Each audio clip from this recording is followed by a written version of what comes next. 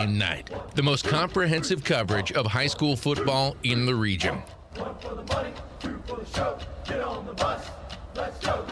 Let's go. Bring it in. All right, let's bring it in. Everybody out. On your feet. Let's go. Huddle up. Lakeshore correspondents covering every stadium, on every field, for every game. Play the game. Control the outcome. Also, interviews and insight from Northwest Indiana sports writers and broadcasters. Move forward, starting right now. You better start right now. This is Game Night on 89.1 FM, the Lakeshore, listener-supported public radio. This is a team.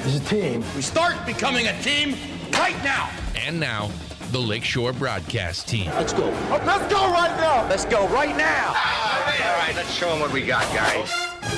Another breezy Friday night is upon us, and this season sure has blown by, as we have reached sectional championship week, and today, a trophy is being handed out. This is Game Night. My name is Ben Kolodzinski, bringing you all of tonight's championship action. Andrew Johnson is here manning the switches. Steve Schmidt will join us shortly with scoreboard updates, and here, of course, as always, Coach Wayne Svetnoff. Coach, are you ready to rock tonight? Ready to rock and roll. This is the big one right here. Yes, sir. Sectional championship. You get the patch. You get to move on, and everybody else goes to basketball and wrestling. So, this is a really exciting time. We've got some good matchups tonight, as it should be for sectional championship week. So, Coach, obviously you coach basketball, and you had a lot of success marching down state in basketball. What does it mean here from a coaching perspective to get your team ready and moving for a championship week like this? You know, the whole sectional atmosphere is so, important. You get your momentum. If you win 2 or 3 games and then you're in that sectional championship, it is just a tremendous experience. And I've said this, over and over and over again. This is a once-in-a-lifetime for many kids. Right. For many players, for the parents, for the school communities.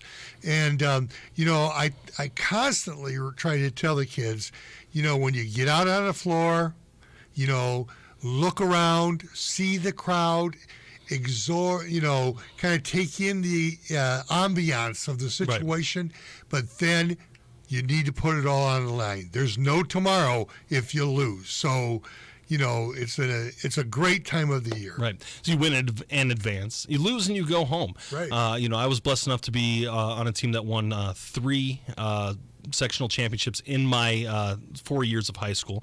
It's always an exciting thing. It's a very special thing to be out there under the lights, crisp, cool weather, sometimes inclement, maybe a little breezy like it is tonight.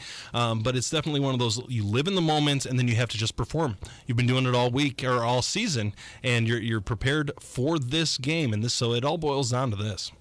It really does. And, and when you get into the sectionals, you're playing usually the very best of the best right. of your region, your area. And it is such a wonderful experience because you never really know. And, people talk about that and say, oh, yeah, this team or that team is so dominant, they're going to win and blah, blah, blah. I can tell you from experience. I was an assistant coach when we went downstate to Lake Central, and we went down to West Lafayette and played on that Lafayette floor. And Anderson was they were the huge team at that time. Troy Lewis, remember him? Yes, I do. They were dominant. And when we beat them, there you go. Norm Hell, the coach at Anderson, just said, Lake Central, who? But those are the types of memories that you get in championship right. games like this. And so, you spoke of a Lafayette school there, right? Well, the Anderson's not in Lafayette, but you played in Lafayette. And in Class 6A, Sectional 1 tonight, we've got Lafayette Jeff at 8-2 traveling up here to Crown Point at 10-0 for a 6:30 start. That's going to be a fun game. That really is. I think that you have 2 different styles. You have Crown Point, who has played tremendously well behind J.J. Johnson this year. Yep. But they have other athletes and they have other people that can score. And their defense for Crown Point is very good. And they play a different style. They want to run the ball. They want to pound it down your throat. But in Lafayette, they like to throw the ball. And they are a team that can come from behind, as they did last week, right, when they won in overtime. Almost overlooking a Lake Central team, right? That played so very well at the end of the season. Right. So Lake Central got out to, I believe, a 21-0 start against Lafayette, Jeff, and ended up losing that game 28. It was a touchdown, in overtime. The end of that game. So a tremendously exciting game, but it just goes to show you anything can happen in this time of year. So it'll be very interesting to see. Lafayette, Jeff, known historically as a passing team. It is windy outside, Wayne.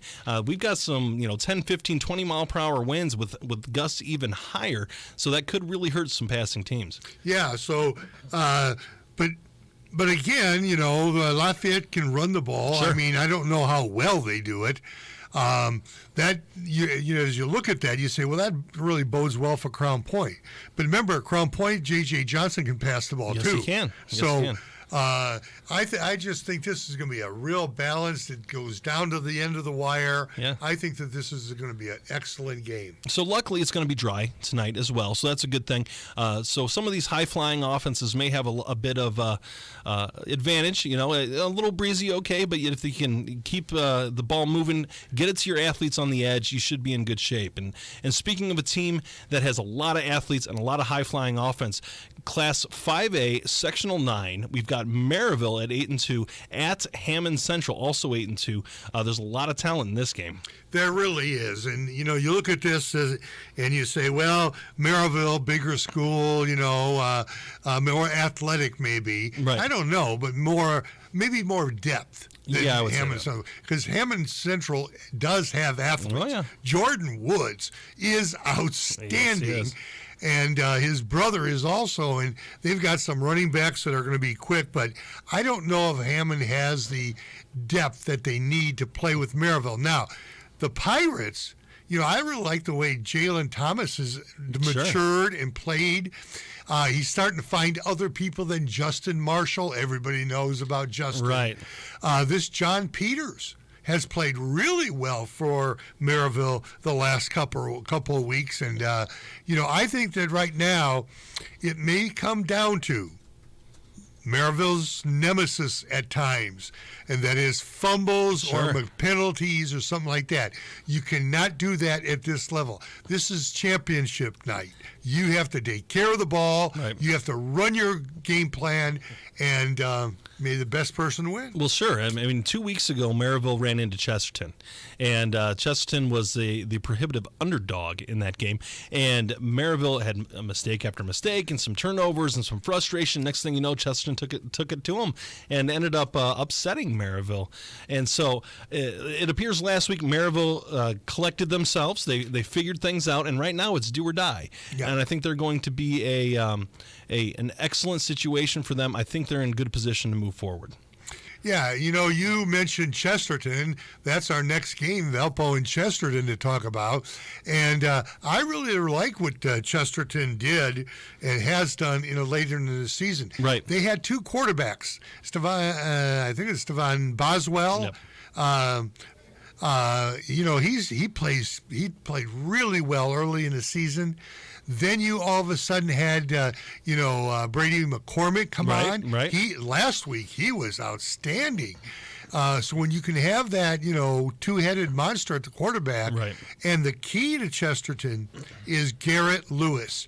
He had 2 interceptions last week, and he's their leading receiver. He is just outstanding. So Chesterton has a chance against Valpo. Oh, sure. And that's a rivalry game, right? Right. They play, and this game was very close in the regular season. It was kind of a slugfest type game, kind of went down to the wire. So it's going to be interesting to see how this game fleshes out. And it's going to be interesting to see how some of the injuries are and different things, to see how these teams match up. So we'll see how that goes. And, you've got a nice young man that has really come on for Valparaiso. Valpo, as you well know, is a running program. Right. They like to throw it, but they like to run it more. And they've got a young man named Thomas Berta Yes. who really played well last week. I think he's only a sophomore. So now all of a sudden, Valpo becomes more diversified, and that is important.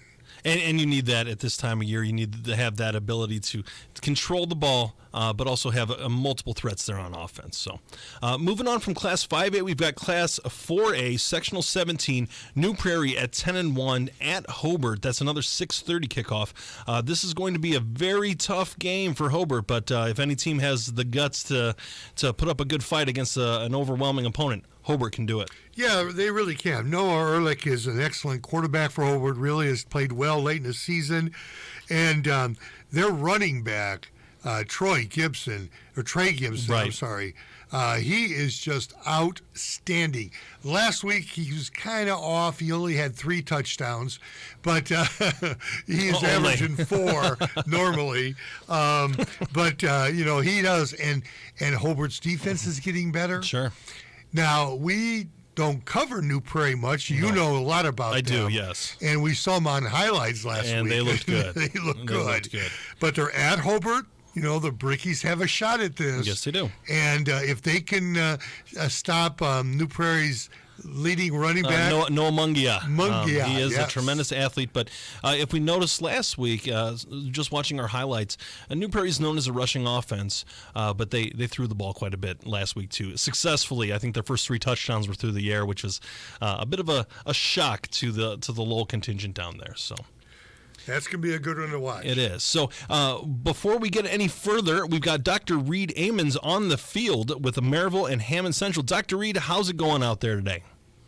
Oh, it's great. Once again, we get some nice weather for some high school football. Nice warm night. We'll see about the wind and if that's going to kick up at all tonight. But, beautiful night for football. Cannot complain about the weather we've had here in 2022 for the high school football season. So, Dr. Reed, you've obviously followed Maryville all season long. They did not necessarily have the record that they wanted. Still a very impressive 8-2, but they're also one of the top-ranked teams in 5A. But they've got a big game here against Hammond Central. What is the key for the Pirates? Yeah, I think it's going to be the scoring. If you look at Hammond High or Hammond Central, they've been able to score at least, 23 points in every game this year except for one, and that I believe was week 2 against Valparaiso. So they're going to be looking to be able to score with Maryville. So I think the key to tonight is Maryville's defense and being able to keep Hammond Central scoring down. I do think Maryville is going to be able to put some points on the board tonight. I think they should be able to move the ball up and down the field and punch it in, with their potent offensive weapons that they do have. But what I'll be most interested in is to see this Hammond Central offense against the Maryville defense, and if the Maryville can keep Woods contained and both receivers and running backs and their quarterback, keep everybody contained and don't let them get some big breakout plays. And like you guys mentioned, certainly keep the penalties and the turnovers to a minimum. Maryville came out and played one of their best games of the season last week against Munster. So I'm looking for them to continue that, play hard and with good discipline and limit the mistakes. And we'll see how that defense comes out and plays tonight. Dr. Reed, the Maryville receivers have really come on. We talk about Justin Marshall enough, but certainly this John Peters and Philip Roche are real threats for the passing game. And I know Jalen Thomas has improved because of those receivers. Yeah, Wayne, I definitely agree. We talk about like the Chicago Bears. They keep saying that they don't have a number 1 receiver. And I think in Maryville, you kind of have the opposite. I think you have 3 guys that would be number 1 receivers on just about any team in Northwest Indiana, maybe the northern half of the state. All 3 are those guys that you mentioned, Peters, Roche. Certainly we know that Roche. Okay. I'm sorry. You're right. You said Roche, and I didn't hear you. Yeah. Those complementary players, on the Maryville team are good enough to be number 1 receivers just about anywhere that they would go. So, when you have a guy in the slot, you have guys on either side, split out from the line of scrimmage. They're going to be split out, and you can throw to the left, to the right, or up the middle of the field. it really is a dangerous combination for opposing defenses. But yeah, that Maryville offense can put points up and put points up in a hurry, like we saw last week, scoring 49 first half points in their opening game of the sectionals. I would think, Dr. Reed, that Maryville offensively would try to use their offensive line strength early on to run the ball and open up some holes for that passing game. Yeah, I think what you're going to see tonight offensively for the Pirates is that they do want to control the ball. They want to possess it. All year long, the Pirates have been able to get some big plays, whether it's in the passing game. You know, we've seen numerous 50-plus yard passes that go for touchdown strikes. And certainly we've seen plenty of big runs. But I think you're right, Wayne. I think we're going to see some running between the tackles, especially early on. Make sure that any butterflies that the players might have are maybe eliminated or reduced. As we talked last week, every single player in the Maryville program has been undefeated in sectionals and regionals in their high school career. They've never lost a sectional game, never lost a regional. 3 straight years into the semi-state. So they're used to being here. They're used to playing for sectional championships. But, sometimes when it's your first year starting, maybe your first sectional championship starting, you do have a little bit of butterflies, a little nervousness. We have to keep in mind these guys are, some of them are 15, 16, 17, or 18 years old. And, they're humans, they're kids. And they're going to make some mistakes, which is fine. It's just how do you recover from those? So I can see Coach Cease playing it a little close to the vest at the beginning, and then get a couple scores early on, and then go for the big strikes a little bit later on to hopefully open up the score a little bit. All right, Dr. Reed, one more thing I wanted to ask you. How do you think that the Maryville defense is going to match up with Hammond Central? Yeah, I haven't seen Hammond Central play yet this year. I do know that they do have a couple nice players offensively, and really the Pirates defense has done a nice job against the run the last couple of weeks.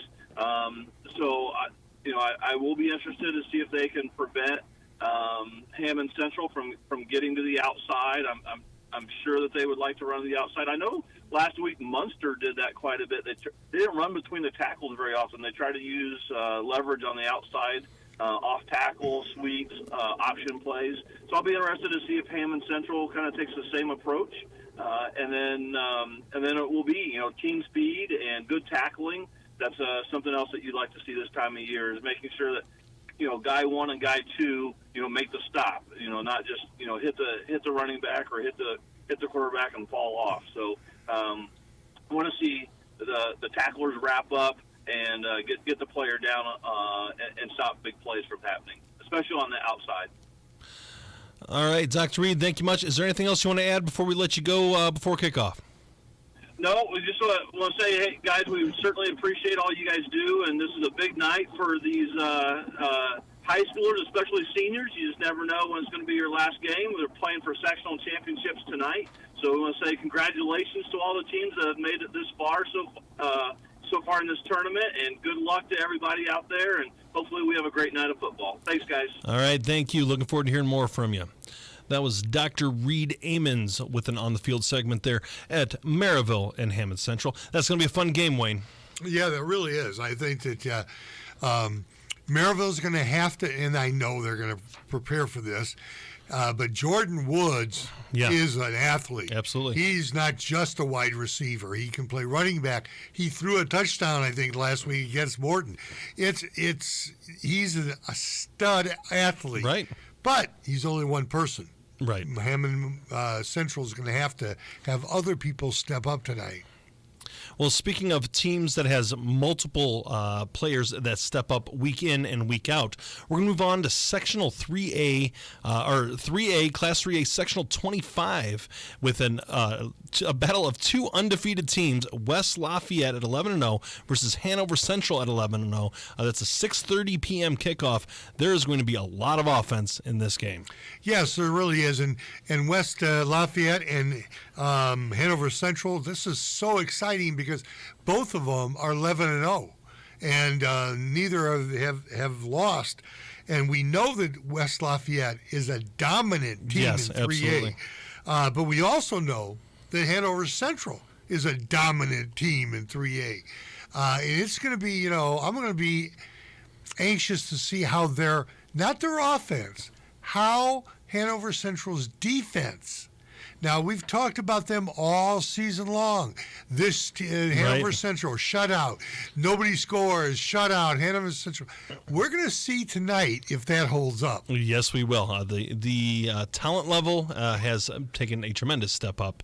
So we'll see if any team can do it. They have looked the part so far this season. And speaking of looking the part, we have Gary Graben for an On the Field segment. Gary, how are you this fine evening? Let me tell you something about looking the part. For Halloween, I dressed up as Wayne Svetnoff. Oh, how'd that go? Well, I grew a goatee. I had to walk on stilts because I'm about 5 inches shorter than Wayne. And I carried a legal pad with high school football picks. And people said, well, who are you? And I said, well, look at the picks. And all the picks were wrong, so they knew I was Wayne. And therefore, you got no candy. People loved it. People said that deserves double Snicker bar. Everyone loves Wayne. He's a crowd pleaser. He is a crowd pleaser, let me tell you. So, Gary, you're kind of our eye in the sky this week. You've got some interesting things. We just got off the phone with Dr. Reed Amons in the 5A. What are your thoughts here about the 6A game, the Lafayette Jeff versus Crown Point game? Well, I think, Crown Point played a less than stellar first half last week. And Lafayette Jeff, as we know, struggled to handle Lake Central in overtime. Craig Bazia teams usually don't have more than one bad half in them a year. So I would be shocked if Crown Point isn't ready to roll tonight. I think this is a game where maybe this is even going to be beneficial that they had a sloppy half last week. A lot of things coaches could coach up. I think J.J. Johnson, who had a couple of turnovers last week, will be back to his normal self. And I like Crown Point over the Broncos tonight, probably by double digits. Oh, wow, okay. Double digits. I'm not going to have to think about that one, Gary. Check the legal pad. I think that the analysis was good, but you mentioned Crown Point having a difficult first half. Lafayette Jeff did the same thing. They had to come from behind to tie Lake Central. I don't know if they were overlooking Lake Central or if Lake Central, Xavier Williams had 3 touchdowns last week for Lake Central, so nobody's overlooking him. So both teams have something to prove, I think, tonight. They do, but if this game were in Lafayette Jeff, I think there'd be a little better chance there. Oh. I think the game here on the Bulldog turf, I like Crown Point here. Again, I think that they have too many weapons. And as we've always talked about, the only way favorites lose is if you turn over the ball. Yes. So if Crown Point doesn't turn it over, I think they're going to be in decent shape in this game tonight. I tend to agree with you on that one. My theory is, even if it was in West Lafayette, at Lafayette Jeff, I think Crown Point is a better team in general. They are hitting on all cylinders, and they have that big, strong offensive line that'll wear you down. I am also a big believer in that long bus ride. It fatigues you, it gets you stiff, it gets you bored, it gets you nappy, and it's just one of those situations where you're falling asleep on the bus, and all of a sudden, time to get up, play some football, and sometimes teams get listless. So I agree with you there on Gary. With that, it's odd you should mention that because as a side, we'll talk about the Andre and Bremen game in a bit. Right. But I have heard, and it's true even today, that Andrean arrived at Bremen High School 4 hours before the game. I believe that. That is how Coach Skinner has approached road games. We know Coach Skinner's an outside-the-box guy, and they were at Bremen today that early at 2:30 Eastern time. Or maybe it was 2:30 Eastern Central time, but they were there 4 hours early, however that works. And again, their road record is better than their home record, so it makes you wonder. Sure. There's something to be said. Go ahead. No, that's it. I was just going to say, Andrean is playing that early schedule. They play a tough schedule. They don't just play to a schedule. They play some tough teams, and I think it does really help now Andrain, I know, won the state championship last year, and they're on a roll right now. And I think that really helps them. Yeah, like I said, we'll get into that game a little bit more here at the end, but I agree with that. So we've got a couple games in 5A. We have already talked to Dr. Reed about the Maryville-Hammond Central game. Do you have any quick thoughts on that one, Gary? No, I mean, obviously, when we looked at these sectional pairings, the most confident pick you could have of a sectional win, I believe, is Maryville, and that has not changed. If anything, Hammond Central struggled a little bit with Morton last week, had trouble putting them away. I know Maryville's on the road, but this game could be a running clock type of game. Yeah, fair enough. We'll have to see. Hammond Central having a good year, so a lot of talent there. We'll see how they match up with the vaunted Maryville Pirates. Another 5A. This is our Lakeshore PBS scoreboard game of the week for television. This is Valparaiso at Chesterton. Two teams that, if you look at their records, you think, maybe this isn't going to be so close. But you see them playing, you see how the things are going. This could be a really fun game. We often reference the Sagarin ratings, and the Sagarins have liked Chesterton most of the season, even when they had a losing record. This is one of those, as we talked about last week, this is a true rivalry in every sense, not just in football, not just in sports. These are rival schools, Ben. Yes. You know it better than Absolutely. anyone else. You want the Valpo band to be better than the Chesterton band. You want the cheerleaders to be better than the Chesterton cheerleaders. This is all the way through and through in your blood. And what grade did that start, would you say, the rivalry with Chesterton in your blood? Well, to be honest with you, I have had friends and relatives of my friends play in for Chesterton from as early as I can remember. We would go to the Valparaiso University basketball camps and that sort of stuff, and there'd be Chesterton kids there, and it was just always a thing. So this has been there my entire. Valpo and Chesterton are only separated by one road. Yes. And it's Meridian North and South, or Campbell, whatever you want to call it. That's the Valpo side of things. But then you have US 6, and one side is Chesterton, one side is Valpo. So They are right next to each other. We are very familiar with Look at that. You guys couldn't even agree on a street name. That's true. The same street has a different name in each place. And, we forgot one. We want Valpo and Chesterton gymnastics teams to be better than there you go. That's correct. Right. And the two of the best gymnastic teams in the state of Indiana. That's right. It's year after year. Yeah. So always exciting. And very close rival communities here. So once you guys have Russell on, I'll be curious. There's some underground chatter about some injuries and some things for Chesterton. You'll have to verify with Russell, who actually is starting in some of the key Chesterton spots today. Yeah, we'll have to chat with him and see what's going on. I know it's this time of year. It's going to be a bit of an injury issue here. So hey, Gary, how about this? How about we put you on hold? And we've got another person calling in for an on the field segment, and we'll come back to you for some of a further discussion. It sounds good. You have to pay the phone bill, though. I will do that. All right, we're going to go from Gary Graben to Jason Hill with an update on the field segment of New Prairie and Hobart. Jason, how's it going out there?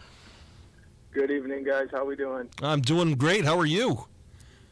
Pretty good. Just about to start my fall break. Finally, late one this year, man.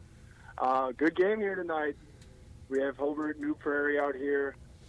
Looking for a heavy-hitting battle. So, Jason, you had the opportunity to cover Lowell and New Prairie last week. That game was not close. So you're pretty familiar with New Prairie. What does Hobart need to do to take care of business today? They have to come out ready.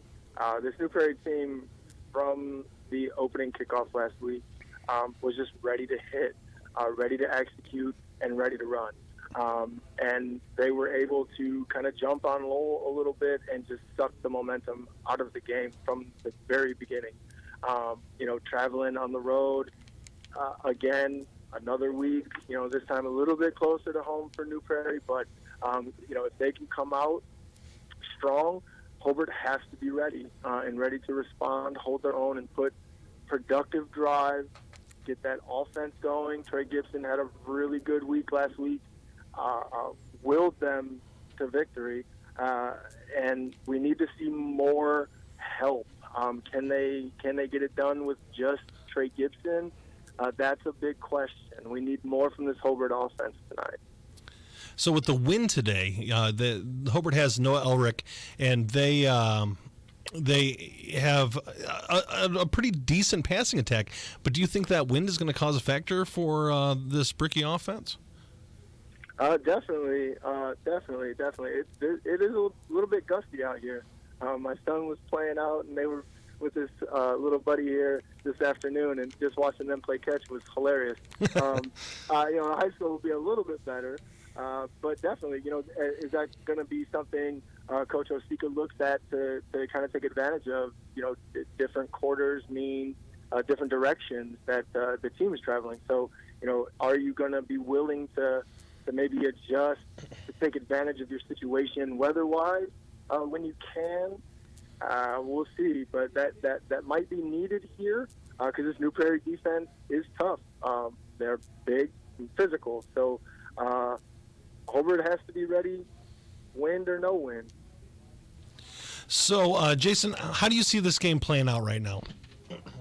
I think New Prairie's coming in favored. That this is a very good team. This Noah Mungie is incredibly fast, very tough running. He's got a quick step, quick cut. I really think New Prairie's coming in favored.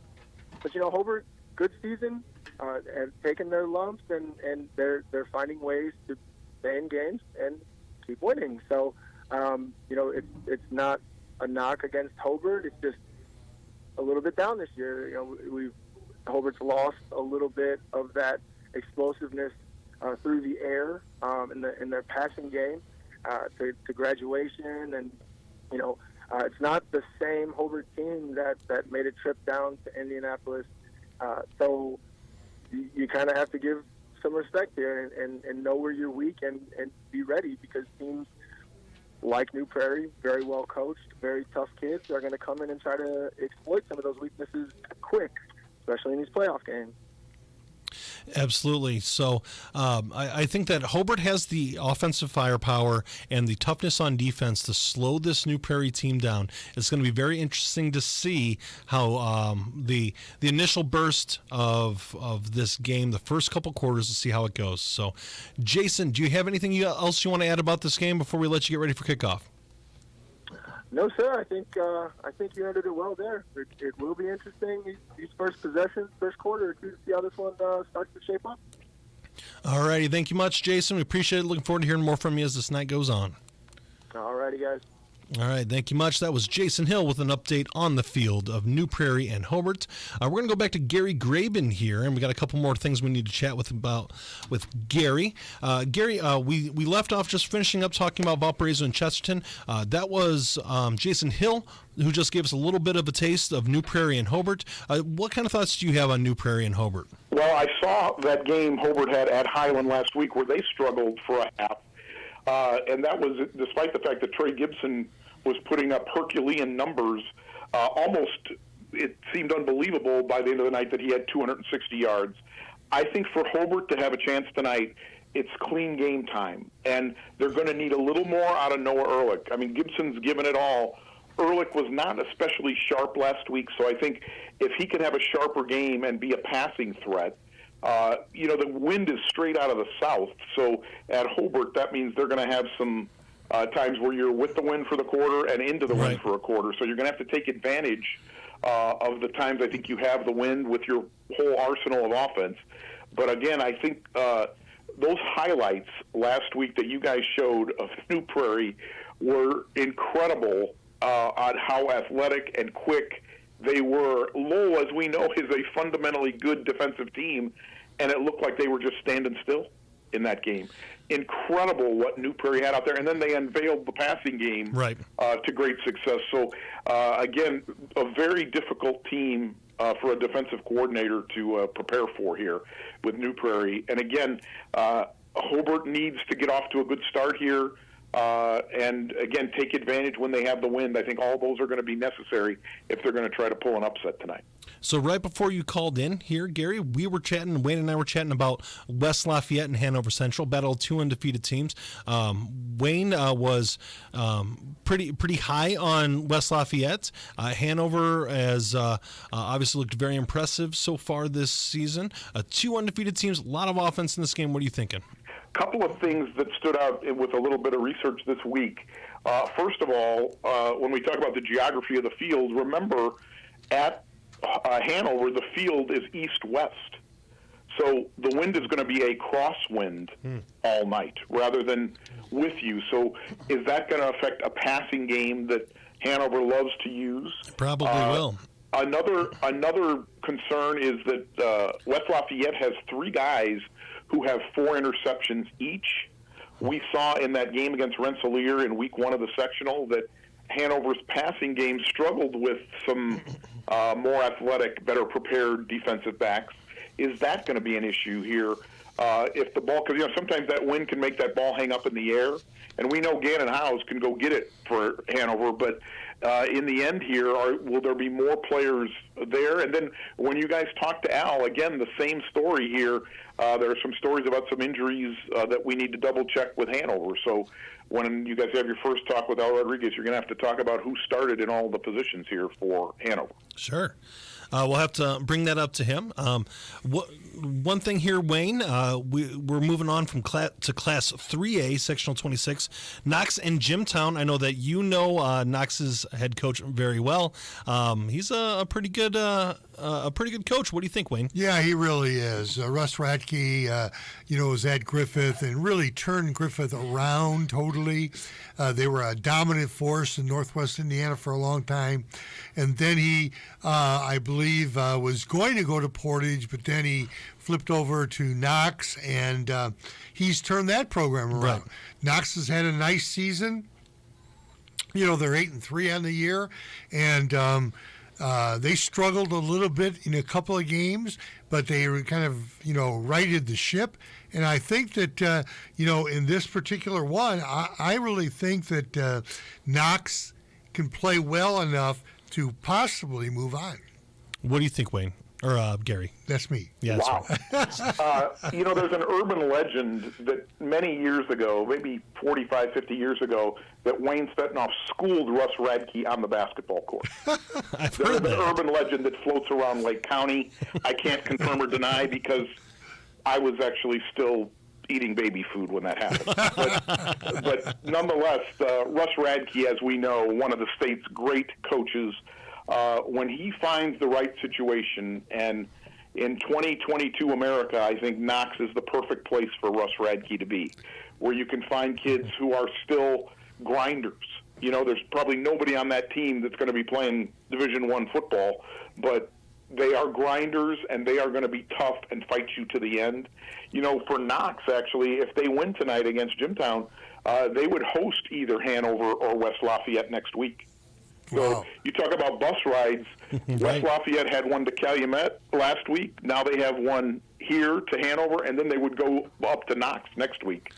So I hope they get some frequent flyer miles there because they could have an intense run there. But again, you can never count a Russ Radke team out, even when they're underdogs. They are always tough and ready to play. I do know Russ, and in fact, I taught a year at Grimmer with him when he was there before he started his coaching career, and he is a competitor. He prepares thoroughly, and I don't care what sports you're talking about. As a referee, he was an excellent referee because he was a competitor. And I remember playing against him in the Teachers League and stuff like that. And the only way you could stop him is I would take the ball and go home. Well, fair enough. They'll take Whatever you care got to do. There's plenty of ways to accomplish your goal there. So that's a wise coach right there saying, hey, the game is over. So we'll go that route. So we'll move on to Class 2A. Wayne, what are your thoughts on the 7-3 Andrean 59ers at Bremen, which is 7-4? Well, Bremen's, unlike, LaVille last week, LaVille is a, run team. And when they got behind Andrean, they couldn't score, and that could be Andrean's defense and so on. Bremen's not that way. Bremen can put points on the board, and Hanover's defense is going to be tested. Now, it's at Bremen, and they have to take that long bus right there, okay? But, I think that Andrean just has too much talent. Scotty Ballantyne is now back playing for them. Right. I don't know if they're going to start Scotty or if they're going to just keep, Bill Henry at quarterback. But I know that they talked about switching them around a little bit. If Scotty Ballantyne starts, then Bill Henry will go on to the receiver spot, and play that. And that would create a challenge. You get a little flip pass out to Bill Henry, he turns and throws it down. Double passes. I love it. I know. So this is going to be a good one, I think. The press notes for this game have Scott Ballantyne listed as the starter. Okay, it does. Great. So, okay. Now remember he started last week, but after a while Henry was in, so we'll see what happens tonight. Another note here: Don Bungie Field at Bremen is another east-west field, so this is a crosswind tonight. Again, reports are that the wind is not as strong that far east yet. But this is one of those fields. I didn't realize this in looking up a little bit about Bremen. They won 2 state championships in their history. I did not recall this. One in 1A in '89 and one in 2A in '94. They have 4 sectional wins in the 2000s. So there's a lot there. But their quarterback got knocked out in week 5. Ooh. And so they've been playing a 2-headed quarterback. And the coach there, Jordan Leeper, actually calls it 2 athletes, that they're really not quarterbacks per se. And he uses them both trying to set different running holes as well as the limited passing that they'll do. But again, all reports, Bremen knows a little bit of what they're in for tonight. You have to be able to tackle in space when you play Andrean. And there are so many guys that can score. I didn't realize that Patrick Clax III already has 10 receiving touchdowns this year. Yeah. Drake Bowen has 16 touchdowns. And these guys, they have so many ways. Again, you talk about a nightmare for a defensive coordinator. I mean, Andrean has players all over the place. And in 2A, how many teams have 3 or 4 good defensive backs? We know Bremen, their regular season, they were 5-4. They have won their 2 sectional games, so they're 7-4 now. But expect, again, Andrean here to be in good shape. When we talked about Hanover, I think Hanover will know in the first 6 minutes if Hanover is ready to hang with West Lafayette. If they can come out in the first 6, establish that they're there to play, I think Hanover has a chance. Here, Bremen's probably even in more of a hole, but they have to prove that they belong on the field here tonight. They've been scoring a lot of points, but they have not played Andrean. All right, Gary, we're going to have one more game to cover before we get into our top 10 list. The Class 1A, Sectional 41, we've got Culver Community at North Judson, who's 10-1.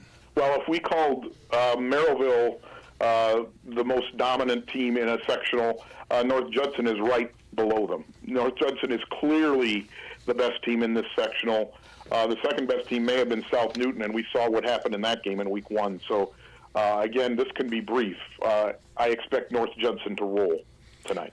I don't know if I agree. Roll is a tough one because Culver Community has really played well. They're 7-4, and are they going to win? No, probably not. But because I believe Judson is really dominant. But I think Culver can make an interesting game maybe for a couple of quarters. North Judson can't let them stay around to the fourth quarter because Culver is a pretty decent team. Well, that's as you know, as the underdog, you just want to get a chance in the fourth quarter to win that game. You want to hang close. That's right. I think North Judson is just too dominant here, though. Okay. So, Gary, if you don't mind, one more time we could put you on hold and get a call. Or did you have something you wanted to add here? No, if you want to get a caller, go yeah, ahead. we've got another caller. Is that okay with you, Gary? That is fine. Anything for the top 10 list. I appreciate that. So we'll come back to the top 10 list, but before that, we're going to hit Al Rodriguez with an update from West Lafayette and Hanover. Al, what's going on out there? Hey, how are you guys doing? It's a beautiful night for football. Earlier today, I ran some stats on the two teams. I don't know if you guys have them or not. No, go ahead. West Lafayette averages running on passing 212 yards a game. On running, they average 212 yards a game. So they average overall 424 yards. Hanover passing average is 162 yards per game, and rushing is 159 yards per game. So they average 321. So they have a little over 100-yard advantage. Also on matchups, the two schools that they matched up against, West Lafayette beat Rensselaer Central 42-14. Hanover beat them 38-10. West Lafayette beat Calumet 52-12, where Hanover beat Calumet 42-0. Now, I don't know if you're familiar, how familiar you are with West Lafayette, but I was kind of impressed with their quarterback, who's thrown for over 2,000 yards and 26 touchdowns. That kind of scared me there reading that. Sure. And wait a minute, I had the fold thing. The wind is picking up out here. Sure. Where Hazley, where we got, so that's Mullis and Martin. Mullis is the one that's thrown for over 2,000 yards. Now we got Hazley and Coons together. They've thrown for 1,400 yards. So I'm just looking at the receivers on West Lafayette. Their starting receiver, Burton, received the ball 77 times for 776 yards and 7 touchdowns. Now, their other receivers were interesting to me because what they averaged per catch. Speaker averaged 18.6 yards, Myers 28.6, Curl 29.7, and Rumbakus 23.9. Whereas Hanover's only got 2 receivers that were averaging 37 yards with Howes with 841 yards, and Barrett 23 catches for 353 yards. So they have an advantage, but then I'm just hearing from people over here we have some injuries at Hanover. So it's going to be an interesting night. So what are those injuries? So, I'm sorry. No, go ahead. Yeah, one of the starting linemen has a broken foot. Who is that has a broken foot? Broken leg. Okay, and I'm not sure if Hastings going to play tonight or not because he's injured, and that could be difficult. Yeah, that is difficult because Hazley plays. He's a running back. He's an outstanding running back, but he's also a linebacker. And my point was going to be, it's both teams can score. Can Hanover's defense play well enough to stop West Lafayette? Well, the thing was, if you look at the numbers on the points allowed, points scored, Hanover's got a little stronger defense. But again, these teams have been playing running clocks so much of the game, so much of the season, that it's going to be interesting tonight because it's going to be a tough matchup. So, Al, according to our notes, your game kicked off at 6:30. Has there been any action yet? No, it's been backed up to 7, so we're not starting till 7. Okay. All right. Fair enough. All right, Al, we're going to go ahead and let you go and give us a call once this game starts moving. Will do. Take care. All right. Thank you, Al. That was Al Rodriguez with an on-the-field segment of West Lafayette and Hanover. We're going to go back to Gary Graven one more time. He's been very patient with us. Thank you, Gary. I think our guy Al ran into Kevin Driscoll. Apparently he did. He's got he had an awful lot there. A lot of statistics. That's a good thing. One game while Gary's on the line here that we haven't talked about is a huge game for Chuck DeMoss. Right. The West Central team is playing Carroll tonight, and if West Central wins, this is their first sectional win or championship win in ages. Well, you would know stuff about ages. Yes, I would. I would tell you all my preparation for that game was I actually pulled my map of Indiana out to see where Carroll High School in Flora, Indiana is.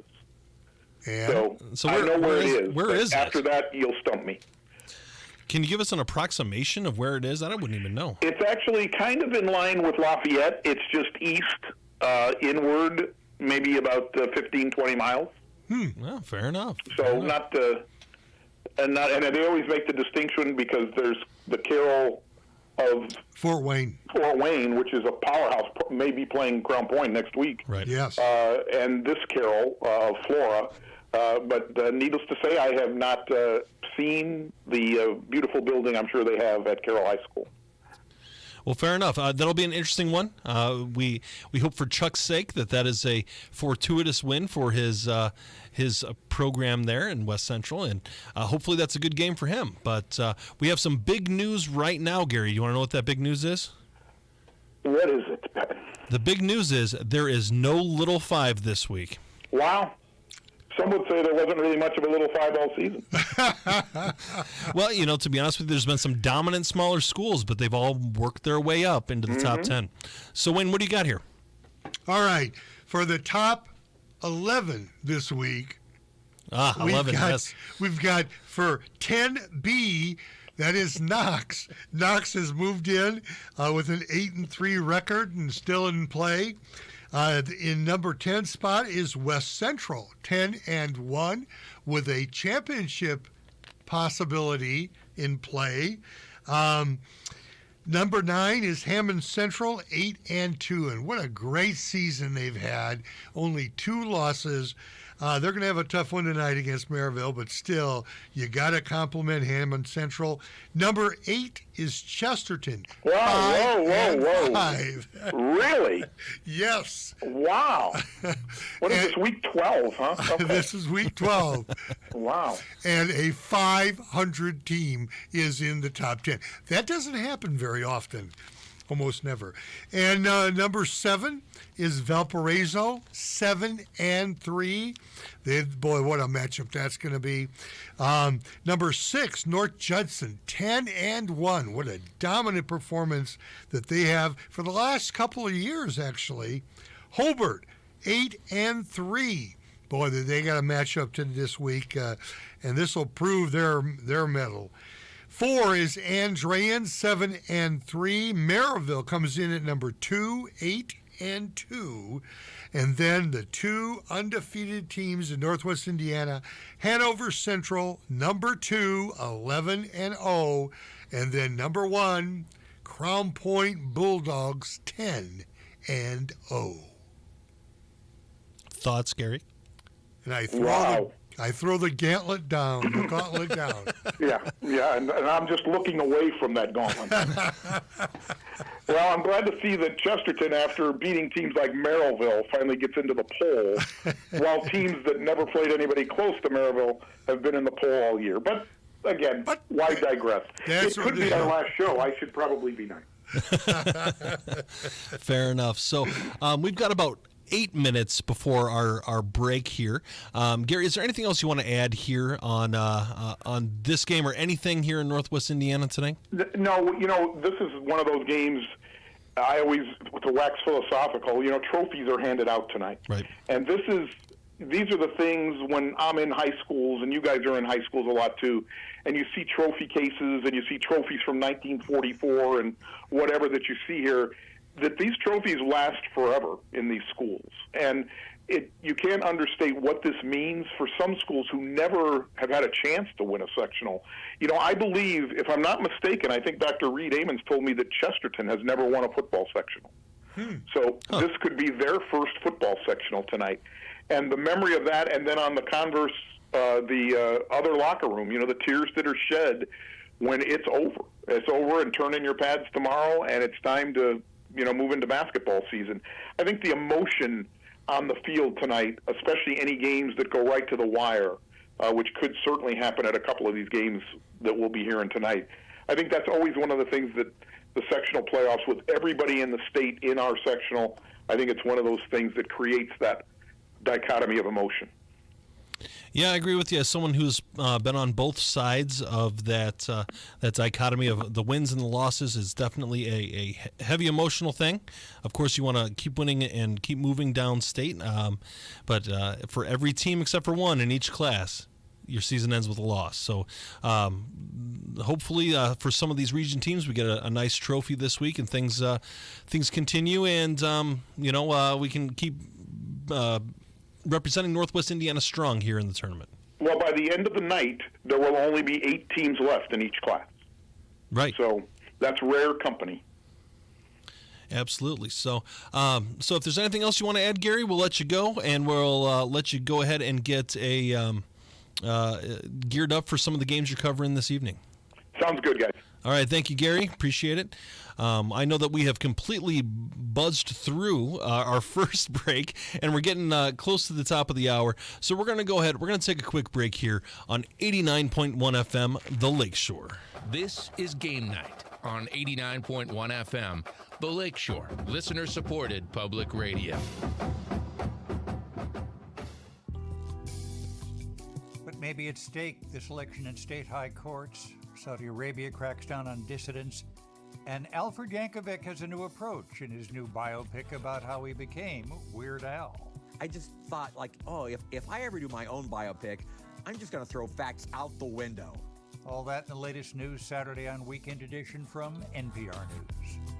Tune in at 7 a.m. for Weekend Edition here on Lakeshore Public Radio, 89.1 FM. When people think of Christine Baranski, they think of sophistication, and that's no accident. When I got to Juilliard, I kind of sounded like a girl from the Midwest with a very nasal voice. I hardly sounded like this. The Good Fight actor on her rise to the top of the call sheet. Next time on It's Been a Minute from NPR. Tune in Saturday morning at 9 and Sunday afternoon at 3 here on Lakeshore Public Radio, 89.1 FM. Did someone ever say to you, hey, you look just like so-and-so? Isn't that fun? But what if the person you look just like just got in a world of trouble? On the next Snap Judgment, the League of Impersonators. Snap Judgment. Do not miss it. Saturday at 11 and Sunday at noon here on Lakeshore Public Radio, 89.1 FM. All right, business time. Time for you to learn a little bit. Anybody that's going to be a real pilot needs to know this. It's an emergency drill. Basically, I'm going to cut the power. It's like putting your car into neutral going downhill. Join us for more true stories told live.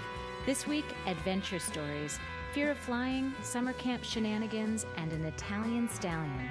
That's the Moth Radio Hour from PRX. Tune in Saturday at noon and Sunday at 1 here on Lakeshore Public Radio, 89.1 FM. And now, your Game Night scoreboard update. Happy Friday, Lakeshore Game Night. Steve Schmidt here. The trophies are going to be presented at the end of the night, but before that, here's your news and notes surrounding the matchups. 6A Sectional 1, we have 8-2 Lafayette Jeff at 10-0 Crown Point. Lafayette Jeff's looking for their 6th sectional title, their first since 2002, and Crown Point will be looking for their 8th. And this game has already started out. Midway through the first quarter, Lafayette Jeff has a 7-0 lead. 5A Sectional 9, both these games are 7 o'clock kickoffs. First one here is a battle of two 8-2 teams, 8-2 Maryville at 8-2 Hammond Central. Maryville will be looking for their 4th consecutive sectional title, whereas Hammond Central looks for their 1st. 7-3 Valpo on the road at 5-5 Chesterton tonight. Valpo is looking for their 5th consecutive sectional title, and Chesterton's looking for their 1st. 5A Sectional 17, 6:30 kickoff here. 10-1 New Prairie travels to 8-3 Hobart. New Prairie is looking for their 8th sectional title, and Hobart is looking for number 23. The winner of this one will be taking on the winner of Northridge and Northwood for the regional next week. 3A Sectional 25, we have a matchup of two 11-0 teams. The West Lafayette Red Devils at Hanover Central. West Lafayette's looking for their 1st sectional title since 2018, ending a streak of 4 straight, and Hanover Central won their 1st sectional last year. The winner of this one will be taking on the winner of Knox and Jimtown in next week's regional. 2A Sectional 33, another 6:30 kickoff. 7-3 Andrean at 7-4 Bremen. These are two very decorated programs. Andrean will be looking for their 21st sectional title and their 4th straight, whereas Bremen will be looking for their 16th. The winner of this one will be taking on the winner of Lafayette Central Catholic and Rochester in next week's regional. 1A Sectional 41, 7-4 Culver Community Cavaliers at the 10-1 North Judson Blue Jays. Culver will be looking for their 1st sectional title since 2009, and North Judson will be looking for their 15th in school history. The winner of this one will be taking on the winner of Trader Point Christian and Park Tudor in next week's regional. 1A Sectional 43, a battle of two 10-1 teams, the West Central Trojans at the Carroll Cougars. West Central looking for their 4th sectional title, and Carroll's looking for their 7th. And in the second quarter, Carroll has a 21-0 lead. Ben and Wayne, back to you.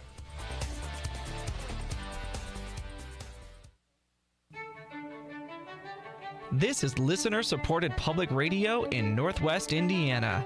89.1 FM, Lakeshore Public Radio. WLPR FM Lowell. This is Game Night on 89.1 FM, The Lakeshore. Listener-supported public radio. And now, the Game Night broadcast team. All right. Thank you, Steve Schmidt, for that update. And now that we have properly identified ourselves with our station ID, we're going to go ahead and talk about some of the offensive players of the week here. And we're also going to bring in a special guest this week tonight. We've got Tommy Williams here sliding up to the microphone. He's going to say hi here in a little bit. But first and foremost, let's talk about some of the offensive players, Coach. We've got Matt Kuntz from Hanover Central. He had a game last week. Boy, he really did. 5 touchdowns, 245 total yards for Griffith.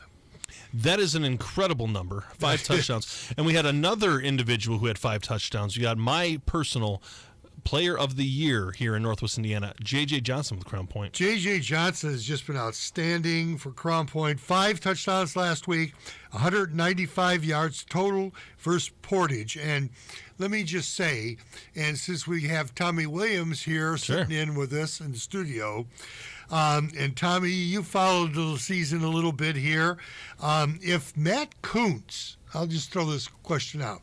If Matt Kuntz had not missed with injury a couple of games during the year, do you think that there'd be a tighter race for the best player in Northwest Indiana between Kuntz and J.J. Johnson? Yeah, it would be. It would be, because you're talking about a kid playing for an unbeaten team. Right. And that would make it a lot tougher for J.J., who's had a fantastic year, don't get me wrong. But it would have made more conversation between you two all season long. Fair enough. And we're going to keep getting back to the offensive players of the week here in just a moment. But as of right now, we've got a score update from Chuck DeMoss at West Central and Carroll. Chuck, what's going on out there? Yeah, we just reached halftime here, guys, and it's been the Carroll Cougars show here tonight. They're up 33-0 at halftime. Oh, my God. My goodness. So, Chuck, what's going right for Carroll? Well, you know, for a 1A school, to me, they look like a 3A school. They're very, very big. They got a running back, Keegan Ellis, who has scored all 5 of their touchdowns. He's got over 200 yards tonight on 13 carries. He's 6'4", 210 pounds. Oh, my he goodness. is a big boy running that ball tonight. Carroll has a huge offensive line. This game is going to be a running clock here. As soon as Carroll gets the ball again, they're going to score again. West Central has not stopped them all night, and it's just a mismatch. You know, it's hard to believe that 2 1A schools can be a mismatch like this in a sectional final game, but this is definitely a mismatch. So, Chuck, what does West Central need to do to get themselves back into this game if it's possible? Well, you know, they have had a few first downs. They're running the ball. They've completed a couple passes here. Their last couple times they did get the ball, but they're just outsized so bad on the offensive line and defensive line. You know, it's hard for them to sustain any kind of, you know, get 2 or 3 first downs together. They can get 1 or 2, and that's about as much as they can get. Then they make a mistake, have a long 3rd or 4th down, and have to punt or go for it on 4th down, and they haven't had any success enough to, you know, keep any drives going tonight. And Ben, that's the funny thing about that. You have never been a person that has had to face a bigger offensive line. Right. Yeah. So you don't have that problem. Yeah, I'm looking at the They line do. here. You know, they got about 6 guys over 200 pounds on the defensive line, or the offensive line. And that running back is 210 himself. So, I mean, they're huge. They look like a 3A school here. That's a lot of mass right there. So, Yes, it is. So one more time, Chuck, what is the score here at halftime? West Carroll has 33 and West Central has 0. 33-0. So, Chuck, hopefully some more action comes positively for West Central in the second half, but give us a call when the third quarter starts rolling around. Yeah, they showed a little life. They're late in the second quarter, so maybe they can put a score together here before the game's out and make the bus ride a little better home going home tonight. Yeah, let's hope so. Have a little momentum leading in the second half. So, all right, thank you, Chuck. And by the way, this Carroll JV team beat West Lafayette earlier in the year, so they got a future coming up next year too. They're going to be good for a bit. So, all right, thanks, Chuck. Exactly. Give us a call back here in a bit.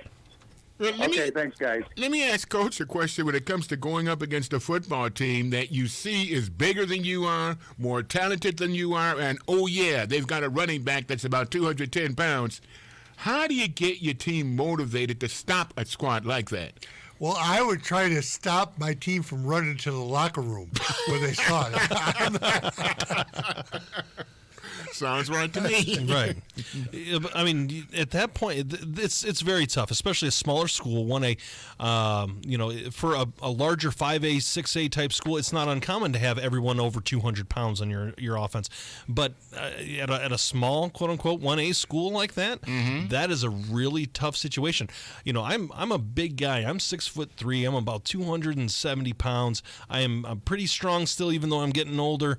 I do not want anything to do with tackling someone who's 6'5" and 200 and some odd pounds. I want nothing to do with it. He's going to run me over. He's going to outrun me first and foremost. But if I do put a hand on him, he's going to run me over. So that's a tall order for these teams. Think about last year facing Andrian and their running back, who's not exactly a midget. No. And the offensive line is not that bad either. Well, there's a reason why Drake Bowen's going to Notre Dame, isn't it? A lot of bigness there, too. Yes, a lot of size there, too. So that's a tough situation there. And but some of these talented running backs have been really impactful here in Northwest Indiana. And another one of our offensive players of the week is Trey Gibson, who last week had 3 touchdowns and 284 yards.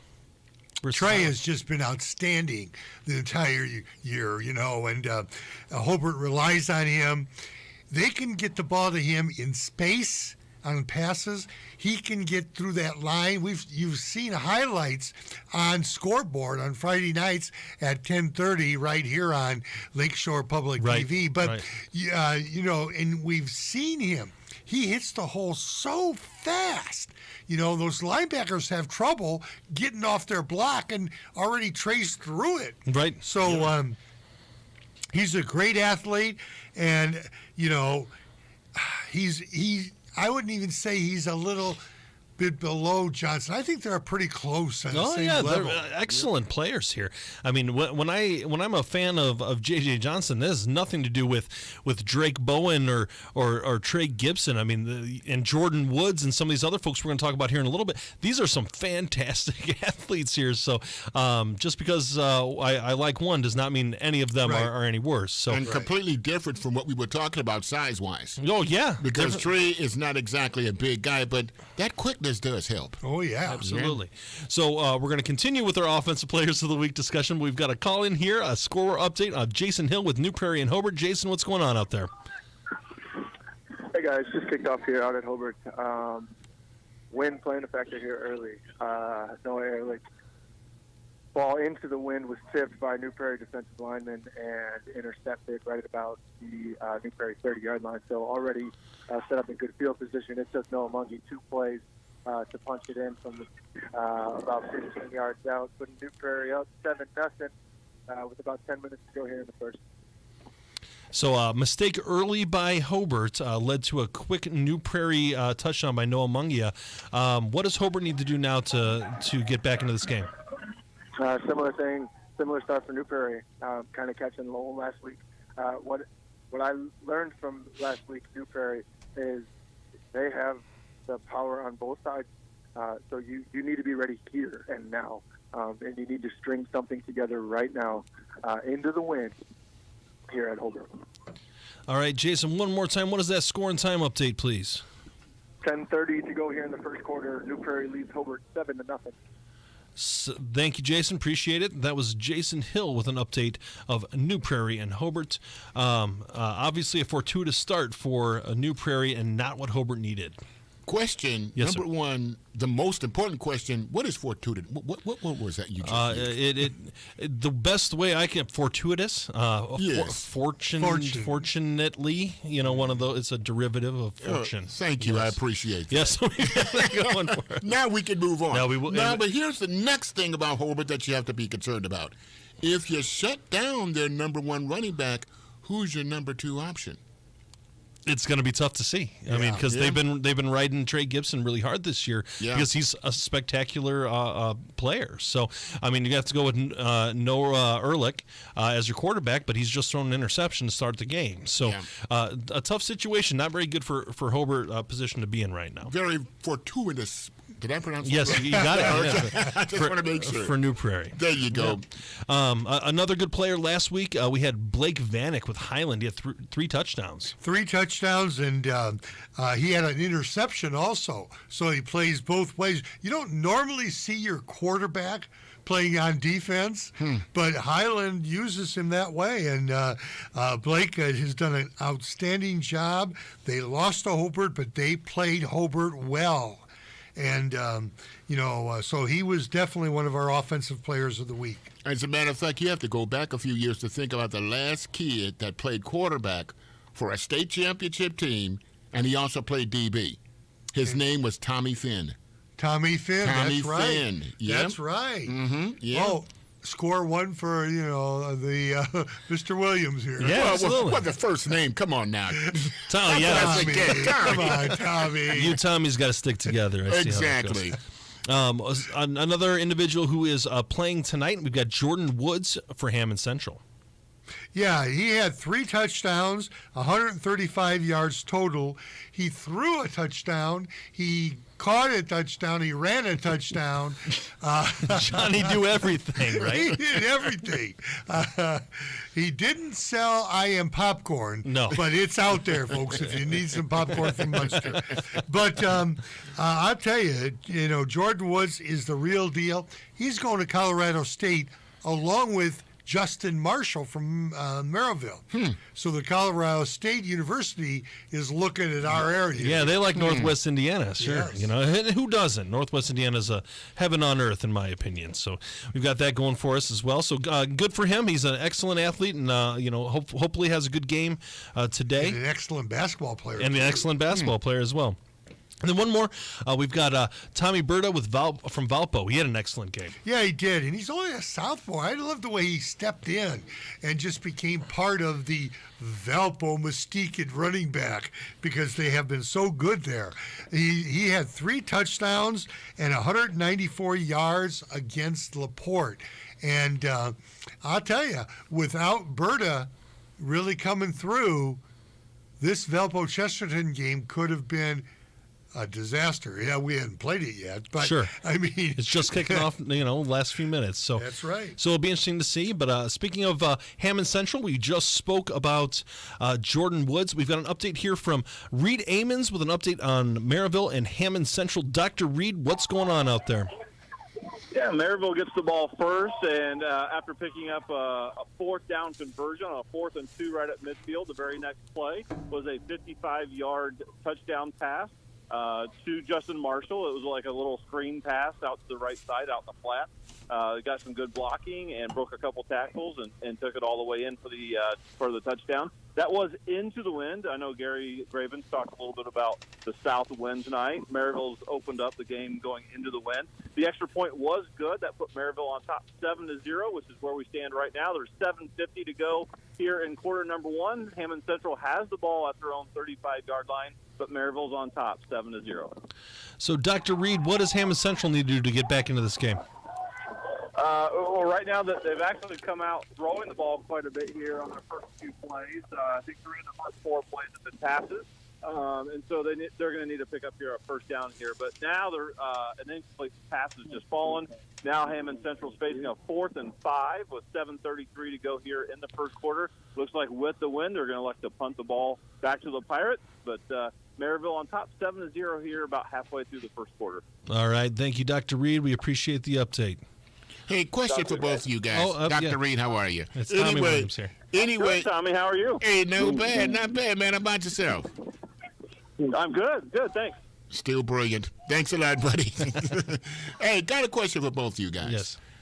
End of the season, Merrillville faces Chesterton and loses. Right. And a lot of people are going, what the heck happened there? Considering that Merrillville the past 2, maybe 3 years have gone into the postseason as a major league favorite, could that have been the best thing to happen to them? Maybe put a few hat sizes down? Dr. Reed, what do you think? We don't have Dr. Reed? Okay. The question was so tough, even he couldn't answer it. I mean, it provides motivation, gives your coach a reason to coach you up, and it lets you refocus and reconcentrate. Yeah. I never liked losing. When he got quiet, I knew it was coming, but go ahead. Sure, it can work that way where kids are now refocused and stuff. But I would think also, just to be the devil's advocate, if you don't lose, you can constantly say, hey, we're pretty good. I've got a lot of confidence in my kids, or they have a lot of confidence.